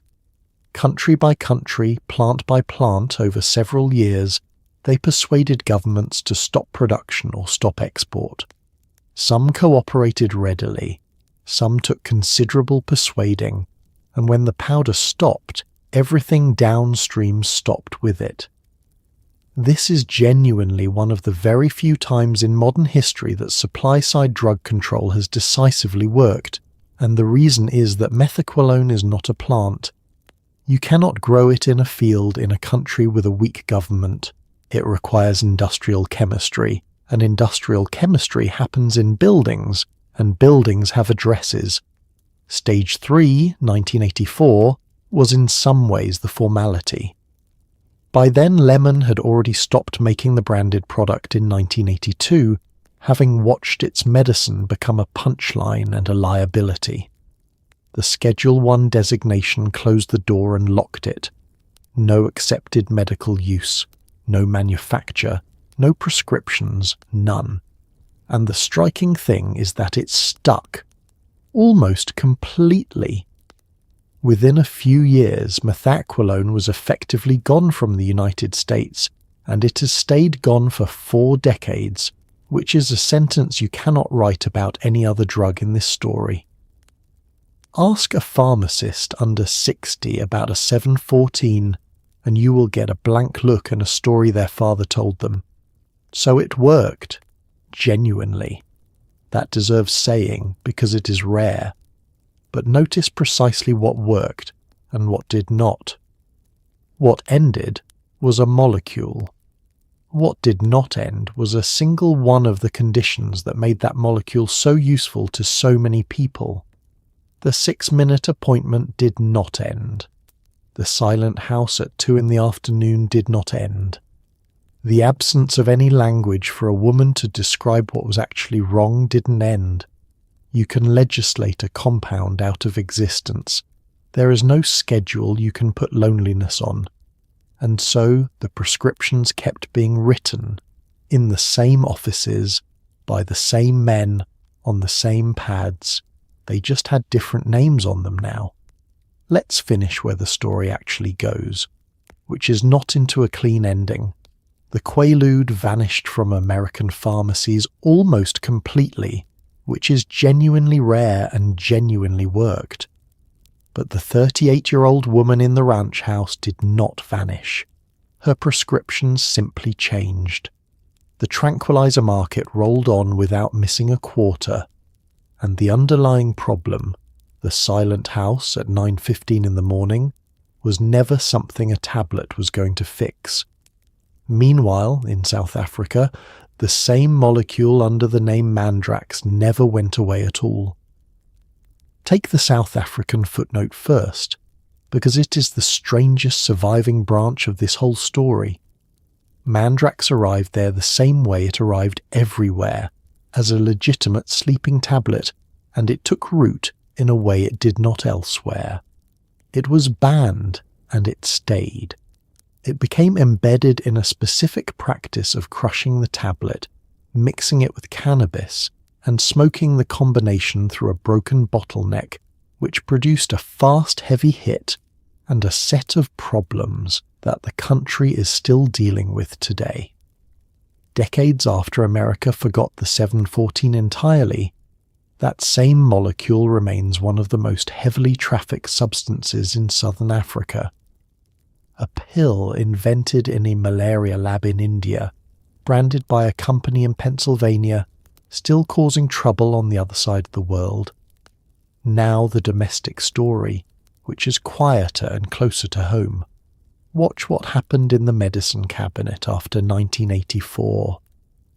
The Quaalude left the shelf, and the shelf did not stay empty for 5 minutes. The benzodiazepines were already there in enormous numbers and stayed. Then came a wave of new sleep medications through the late 80s and 90s, marketed with a phrase that should by now be ringing a very loud bell in your head. Safer than what came before, less habit-forming, a gentler alternative. You've heard this pitch before. It was made for the barbiturates, then against them. It was made for Milltown, for Valium, for the 714. It has been made in every decade of the 20th century, and it has been made in this one, and the people making it were mostly not liars. They believed it. That is somehow worse. And in the 1990s, the same structure produced a story that makes the Quaalude look small. A pill, a claim of low addiction risk, an enthusiastic profession, a wave of prescriptions, and then a national catastrophe measured in hundreds of thousands of deaths. Same shape, bigger numbers. But let's come back to the ranch house, because that's where we started, and she is the one this is actually about. By the mid-80s, she's in her 40s. The children are older, or gone. She may have got a job because by 1985, a majority of American women were in the workforce, and the whole architecture of that 7-hour afternoon had begun to come apart on its own. Some of what saved her was medical. Rather more of it was economic and social and structural, and had nothing to do with any pill at all. And here is the thing worth holding on to. She was never a scandal, or a cautionary tale, or a joke about a woman falling over a vacuum cleaner. She was a person handed a chemical answer to a question that was not chemical, by a system that had nothing else to offer her, and told by everyone she trusted that it was fine. She lived through it, most of them did, and she never once told anybody. So there you have it. A day, a decade, and a small white tablet with 3 numbers stamped into it. Think about everything she carried. She got up at 7 in a house she kept immaculate for people who never noticed, made breakfast for a family who left by 8:15, and then stood alone in a spotless kitchen with 7 hours to fill and no acceptable way to say that something was wrong. She was handed a pill by a kind man with 6 minutes, told by everyone she trusted that it was perfectly safe, and left to work out the rest by herself. She bruised in places she couldn't explain, learned to choose blouses by their sleeve length, taught herself arithmetic she never wanted to know, and cleaned up every piece of evidence before 6 o'clock because that was simply what you did. And she was not weak. That's the part worth taking to bed with you. She was resourceful and funny and unbelievably tough.